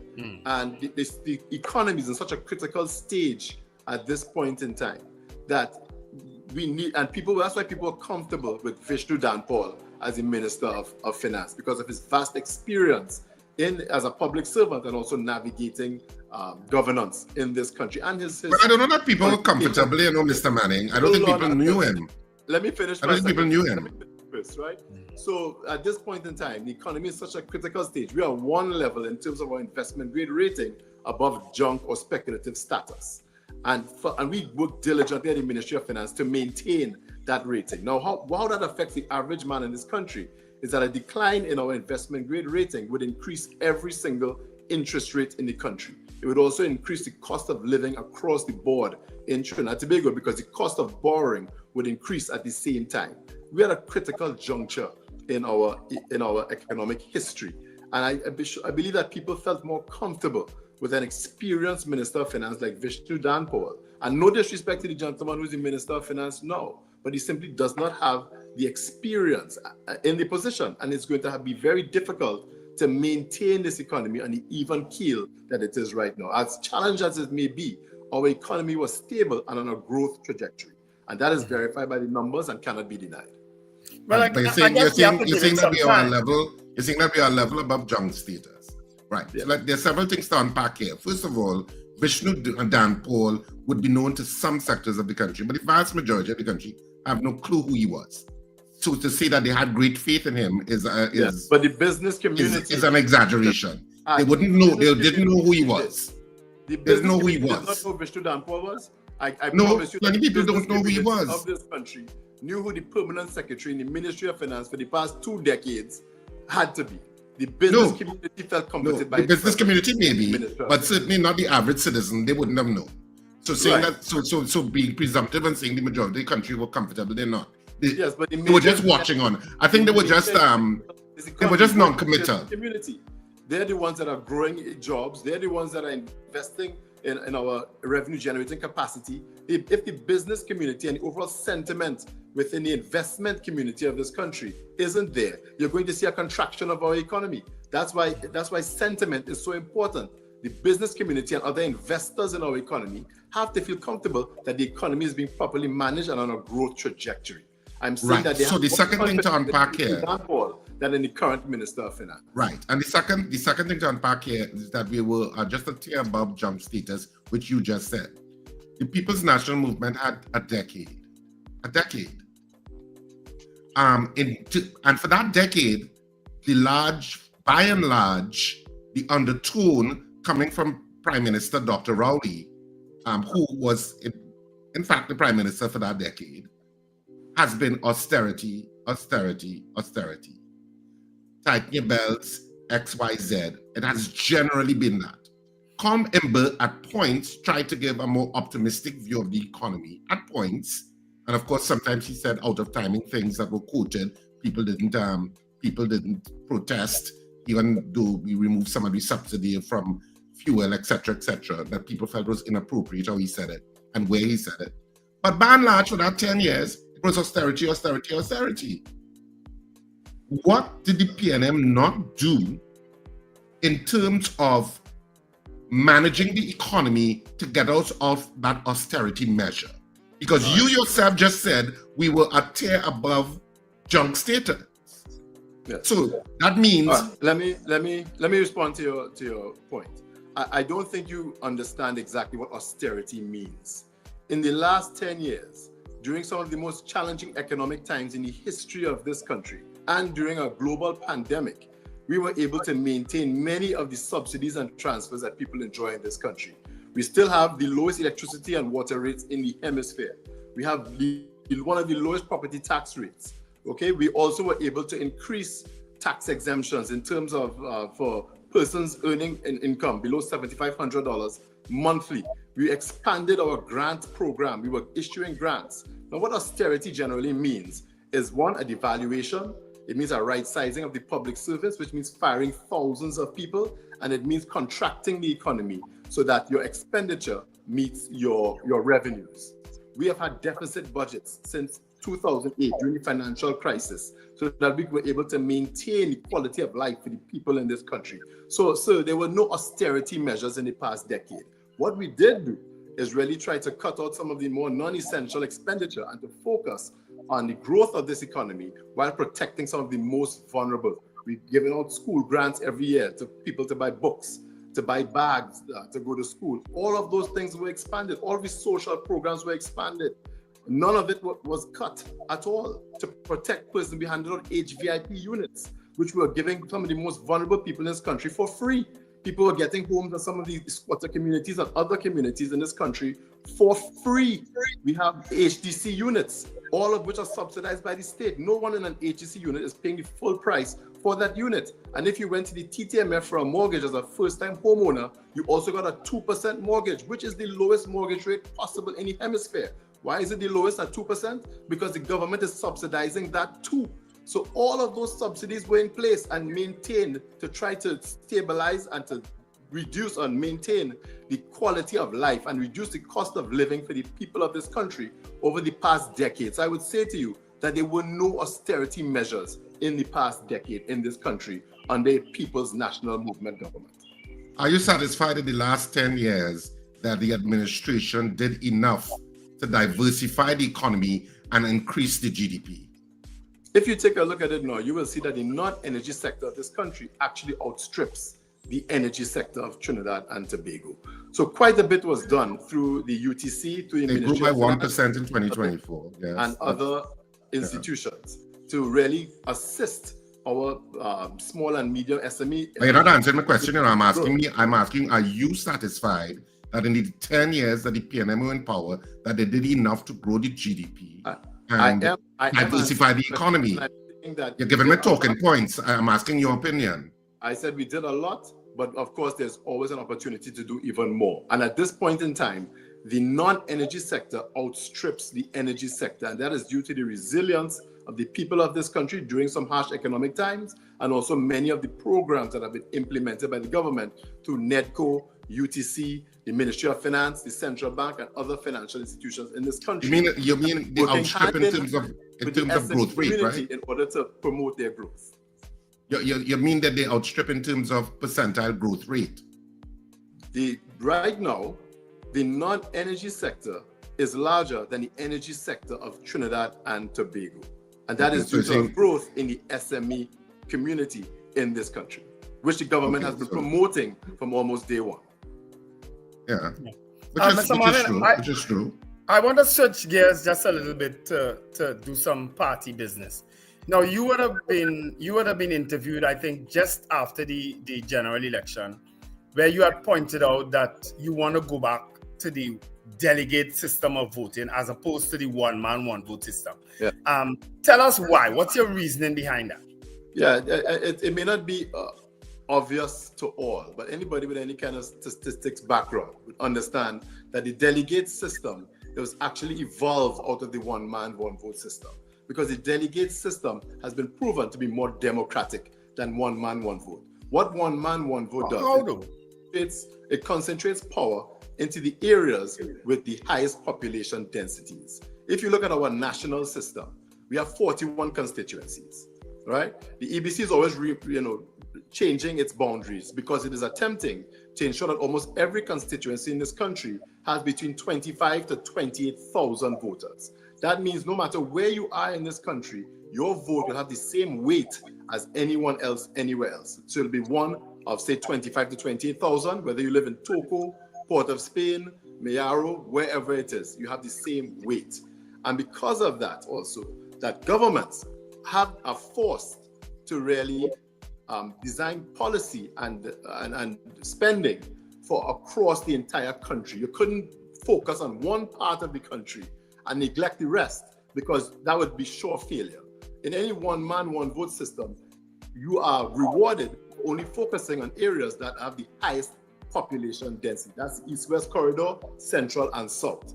In a situation like that, you're going to have a very large underclass of people in the other areas who are neglected because now they become second-class citizens because their vote doesn't carry the same weight as those in the more densely populated areas. And that should be avoided. But it's not a regressive step in light of the fact that we also select our government based on everybody having an opportunity to vote. Everybody over the age of 18, that is? That's the mistake that people make. The people of this country do not select the prime minister. We have 41 constituencies. You vote. But I didn't say prime minister. I said government. Right. You vote for your MP. Right. Your MP is your delegate to the House of Representatives, and then that MP or that delegate votes on your behalf for who is going to be the prime minister of Trinidad and Tobago, and then the prime minister decides who is in the government and who is not. But you vote for your MP. You don't vote for the prime minister.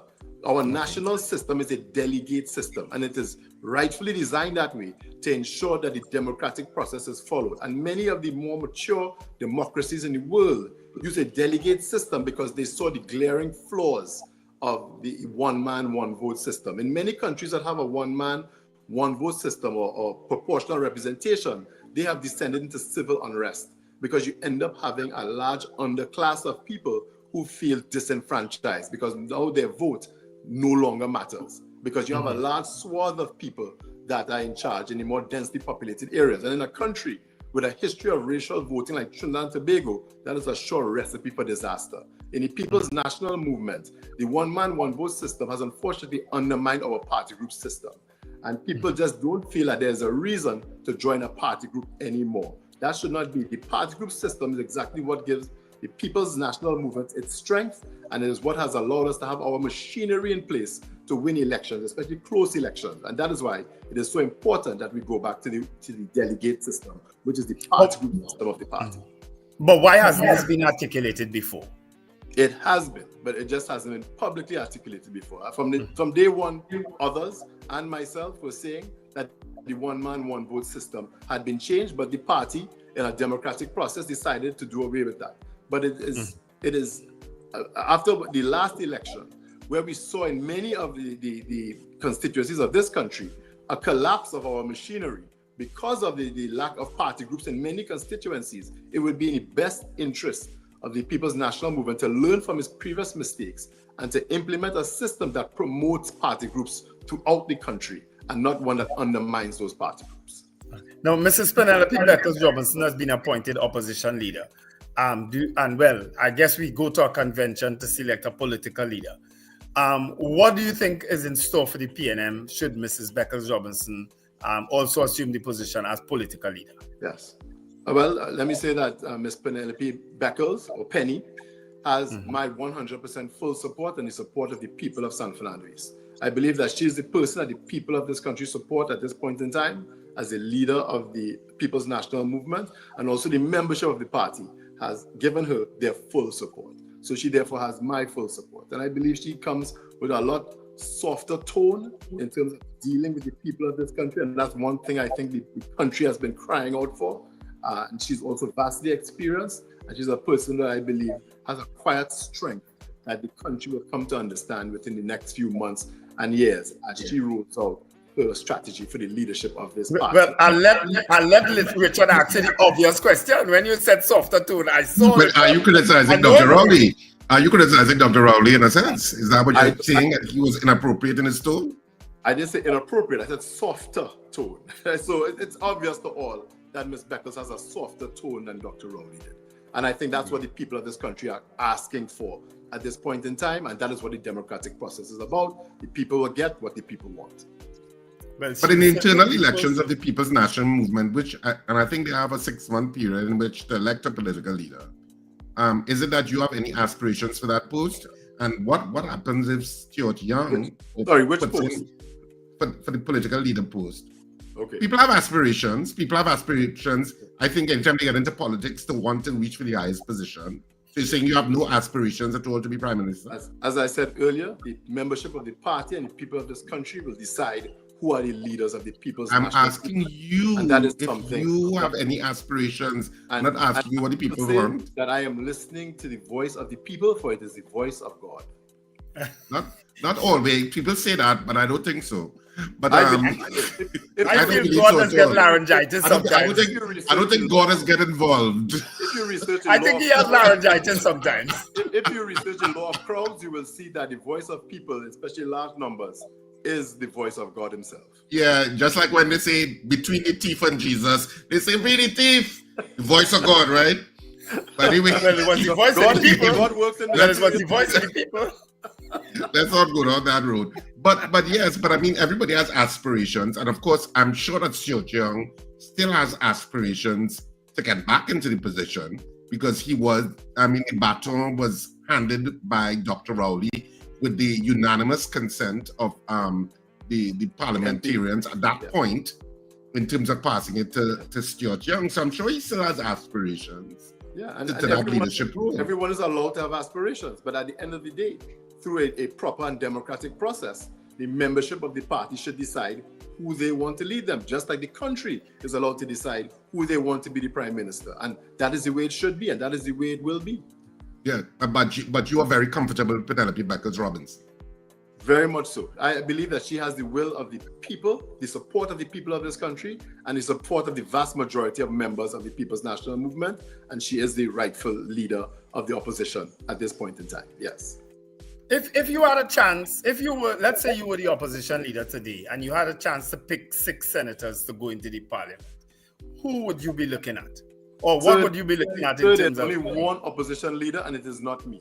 So it is not my place to speculate who should be the opposition senators in this current government.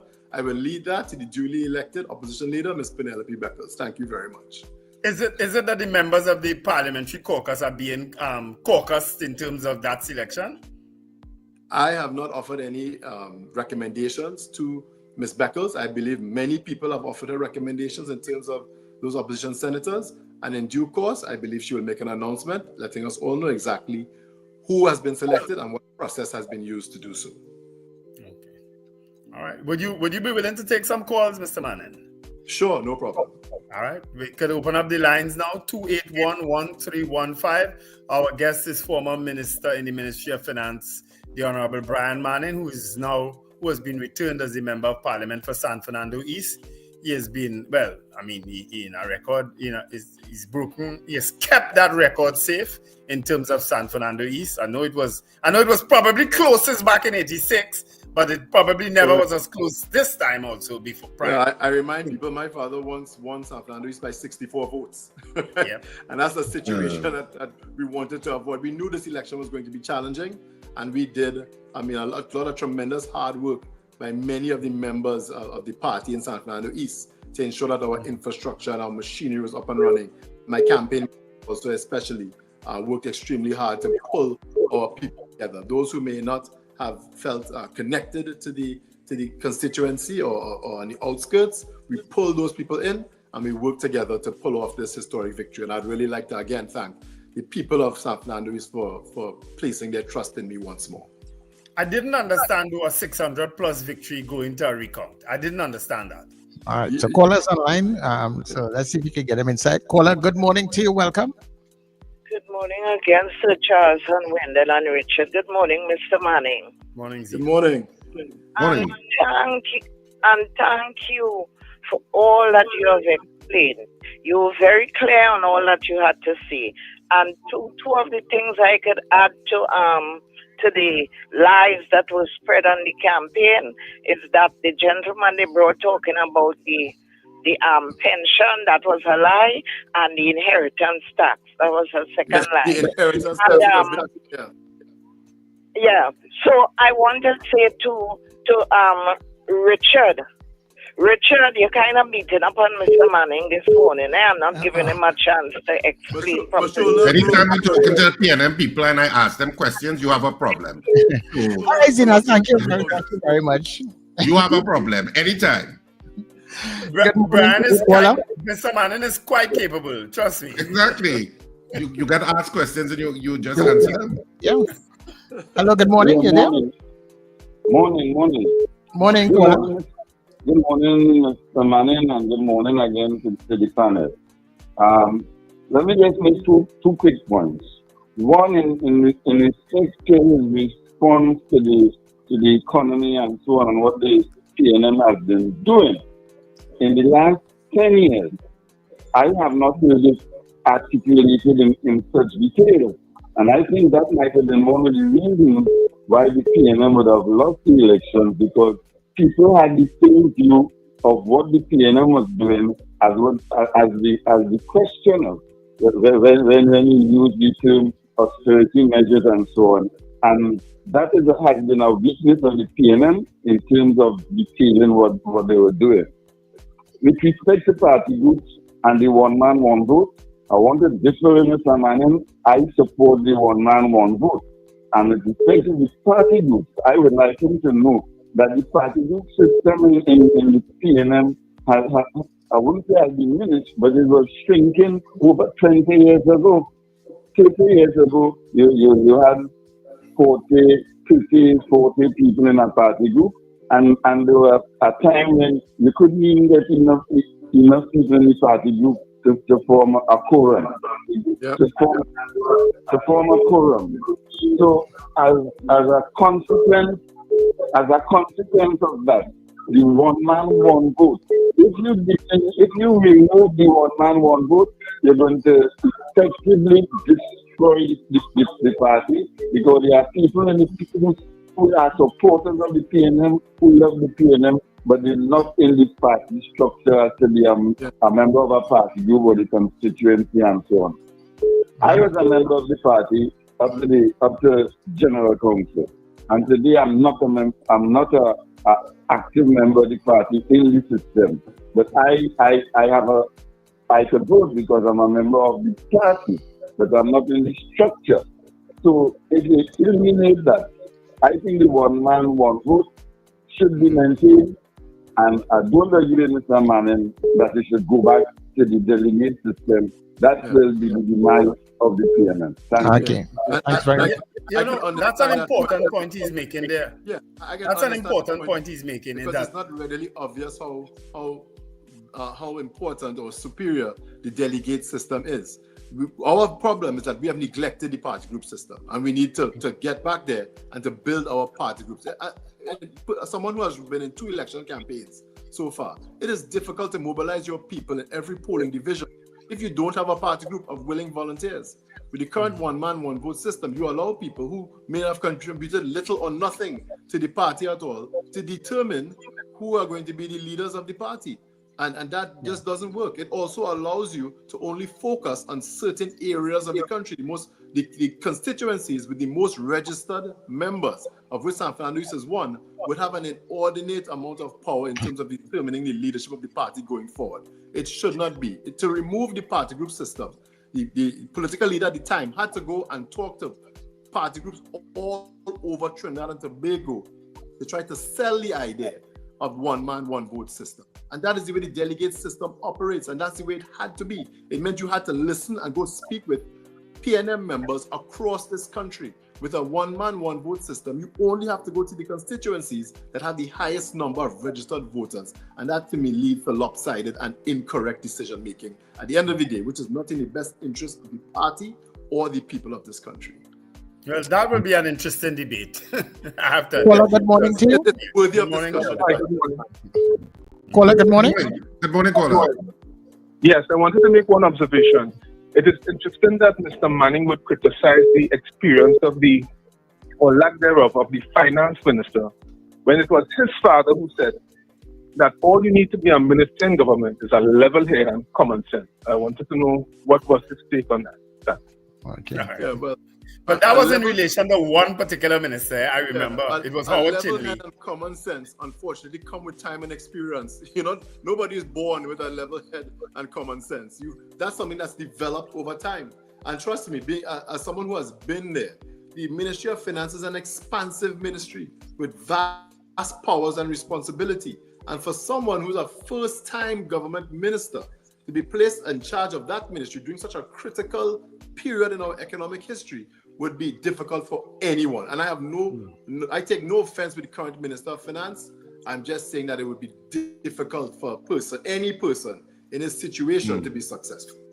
But Minister Tanku has agreed that he will come on the show, so we can raise those issues with him and see what he responds in terms of his capacity to do the job. We will. Sure. We will. Caller, are you there? Good morning. Last call? Yes, I'm here.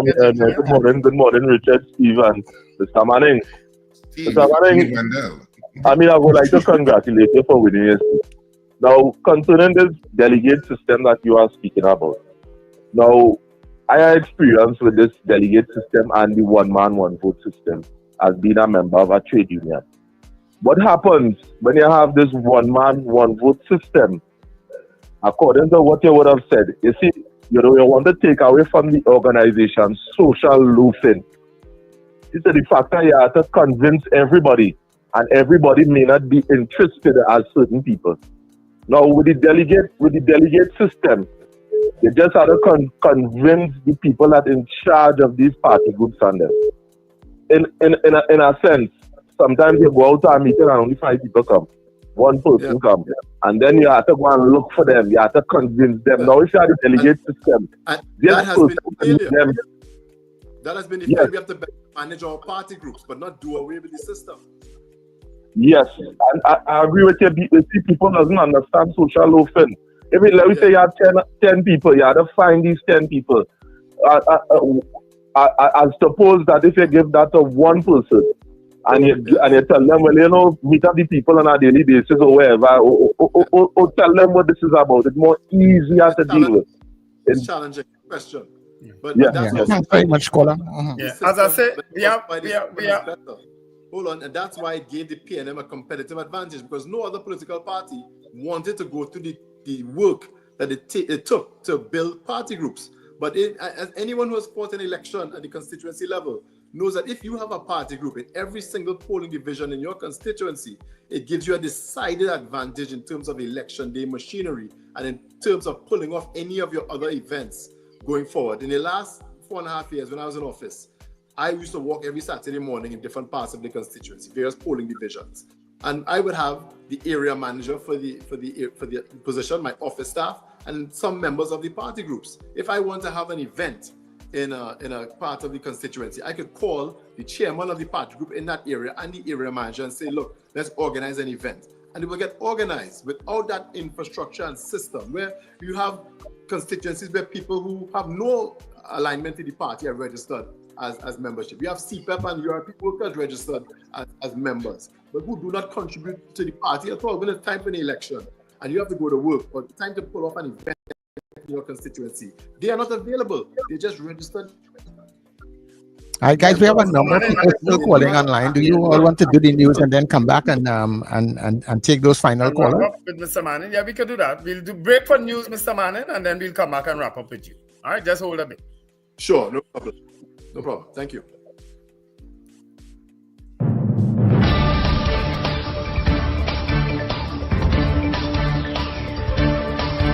The news you need, the clarity you deserve.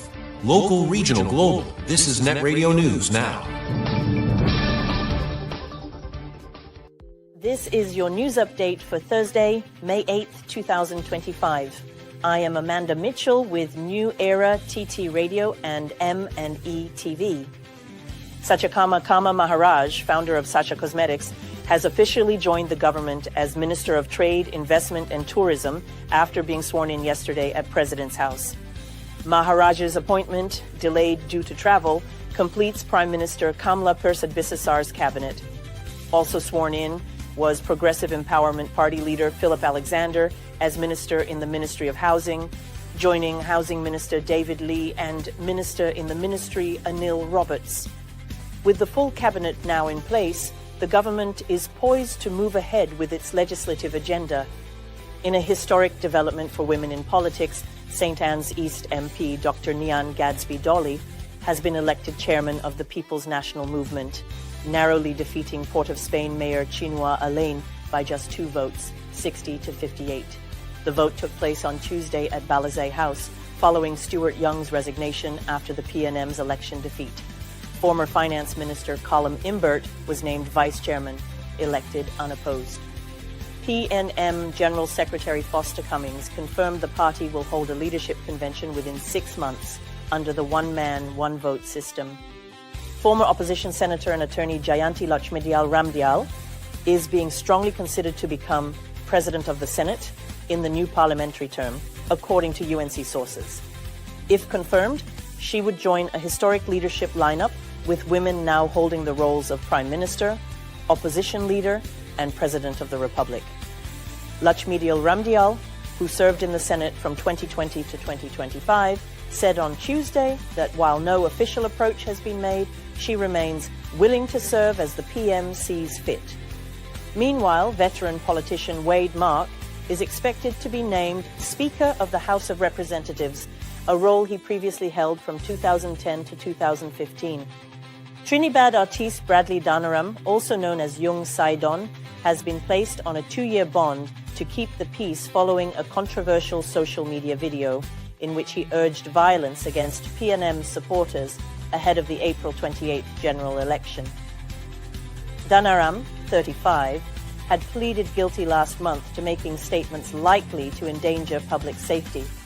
On Wednesday, Siparia Magistrate Gloria Jasmath ordered him to be of good behavior for 2 years or face further punishment. The court heard that Danaram later issued a public apology via another viral video. You are listening to News on New Era TT Radio. In regional news, the Jamaican government has announced that the Southern Coastal Highway Improvement Project is 90% complete.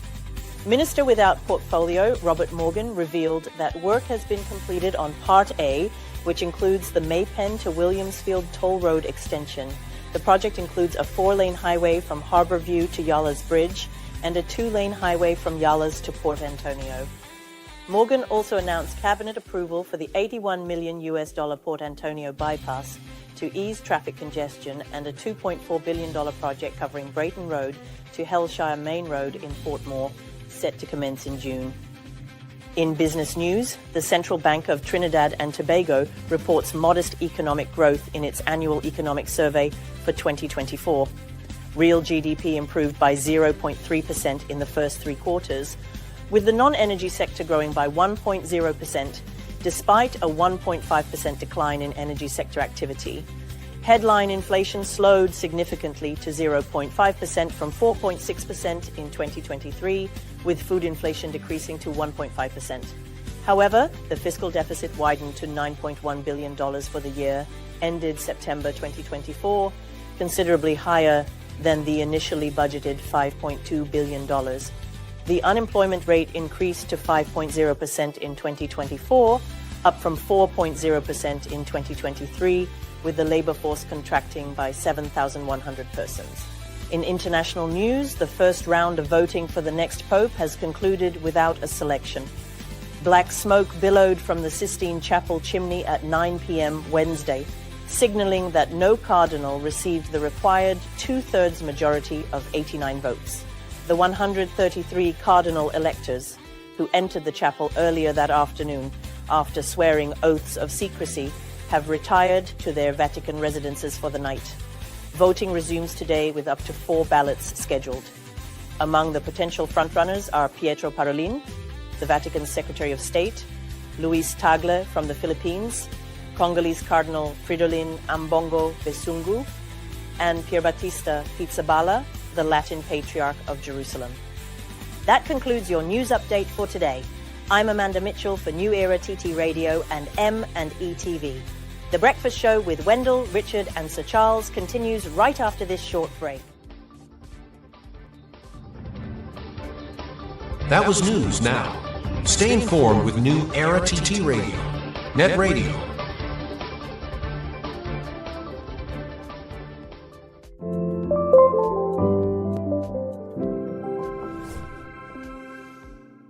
RSRR Productions continues with Married and Mischievous. It's been held over for 2 more nights at Cipriani College due to overwhelming public demand on Saturday the 10th of May at 8:30 p.m. and Sunday the 11th at 6:30 p.m. It's Mother's Day weekend, so treat your mom to this fantastic adult comedy. Yes, Married and Mischievous. Tickets available at usual outlets and at the Cipriani College box office from Wednesday the 7th of May, 12 noon to 6 p.m. daily. This is not just a play, it's an experience.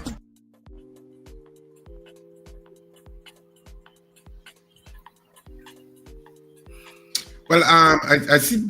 Oh, he's back. He came off temporarily. Sorry. Yeah. Well, so we just want to wrap up with Mr. Manning, but before we do so, let's just inform you all there'll be a repeat of the breakfast show on M&E TV on all the platforms at 2 p.m. this afternoon. So in case you missed it or you want to look back at it, there'll be a repeat of the breakfast show on M&E TV at 2 p.m. this afternoon. And if I could just be allowed to address 2 things on the chat, Richard. Scorpion Pepper said, can the new administration rescind the pay increases for new MPs in government and opposition and allow other public officers to receive the SR? That is a question that we intend to pose, Scorpion Pepper, because I thought about it. So we'll pose that question. And to your other issue that you raised about 2 persons voting in the General Council yesterday and they were not eligible. Once you are a member of General Council, regardless of whether you win your seat or not, you remain a member of General Council until a convention comes and that is changed, right? So I don't, and Mr. Manning could bear me out on this. If they had voting rights prior to them losing their seat, it doesn't take away their voting rights after they've lost their seat. That's the tough part with social media these days. And I keep saying that social media is not a real place. Because there's so much misinformation. And there are people on there being paid to spread misinformation. We saw it in the last election. We had an election online campaign by the UNC that was rife with bots, not real people, paid online trolls, and also fake accounts. You have one individual with 30 plus fake accounts.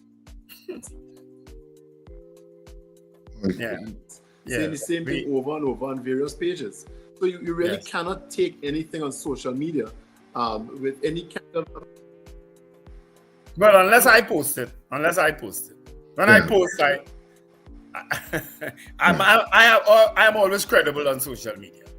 Unless posted, of course. Yeah, but Mr. Manning, I seem to be getting. Anyway, Mr. Manning, this is where we have to end the conversation this morning. But we want to thank you so much for joining us on the Breakfast Show. We appreciate the conversation, and I'm sure we're going to have you back at some point. As the finance issues start to roll out, I think you are a little bit more accessible than Imber, who's the former Minister of Finance, in terms of having a conversation about upload the English.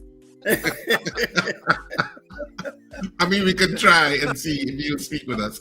But thanks so much for the conversation this morning. We appreciate you taking the time to speak with us. Yeah, thanks, Mr. Manning. And I just wanted to add to what some Nissan hardware has been saying. You inherited probably one of the best run constituencies in the entire country. Yeah?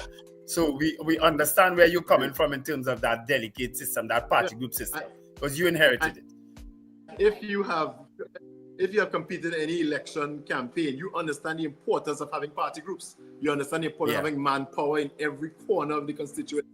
And a large part of why it is we were so successful is that we took the painstaking time and effort to build real party groups. We may not have a full complement, but we had enough people during the campaign to ensure. Yeah, I think he's having some internet issues there. Yeah. But we have to close off at this point anyway. So, I mean, I'm just trying to see if he will come back. Yeah, he seems to be stuck. Yeah.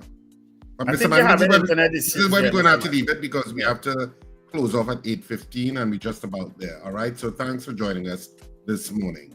Yeah. All right, of course, this is where we wrap up the breakfast show this morning. Have a fantastic day, whatever you do. Of course, remember the theater is on this weekend at Cipriani College Extended, and of course it is Mother's Day weekend. You should not miss Married and Mischievous, strictly for adults, but so funny and so relevant. You are going to have a fantastic time. The box office at Cipriani College is open from 12 noon to 6 p.m. and of course all the usual outlets. You can check RSRR Productions Theater on Facebook, Instagram, and TikTok for all of the information you require. Remember to smile and laugh. It's great for your health, and the weekend begins tonight, people. Wendell, folks, one life, live it, and we have a surprise guest tomorrow on the breakfast show. All right. Every day is a surprise, you know. Yeah. Every day is a surprise. And of course, keep listening. The show continues. The New Era TT Radio continues on the stream in terms of tune in, etc. And of course, we'll speak to you bright and early tomorrow morning. And of course, this show is rebroadcast on M&E TV at 2 p.m. on channel 109 on Flow if you are on Flow. In case you missed it. Right. Have a great day, people. All right. Yeah.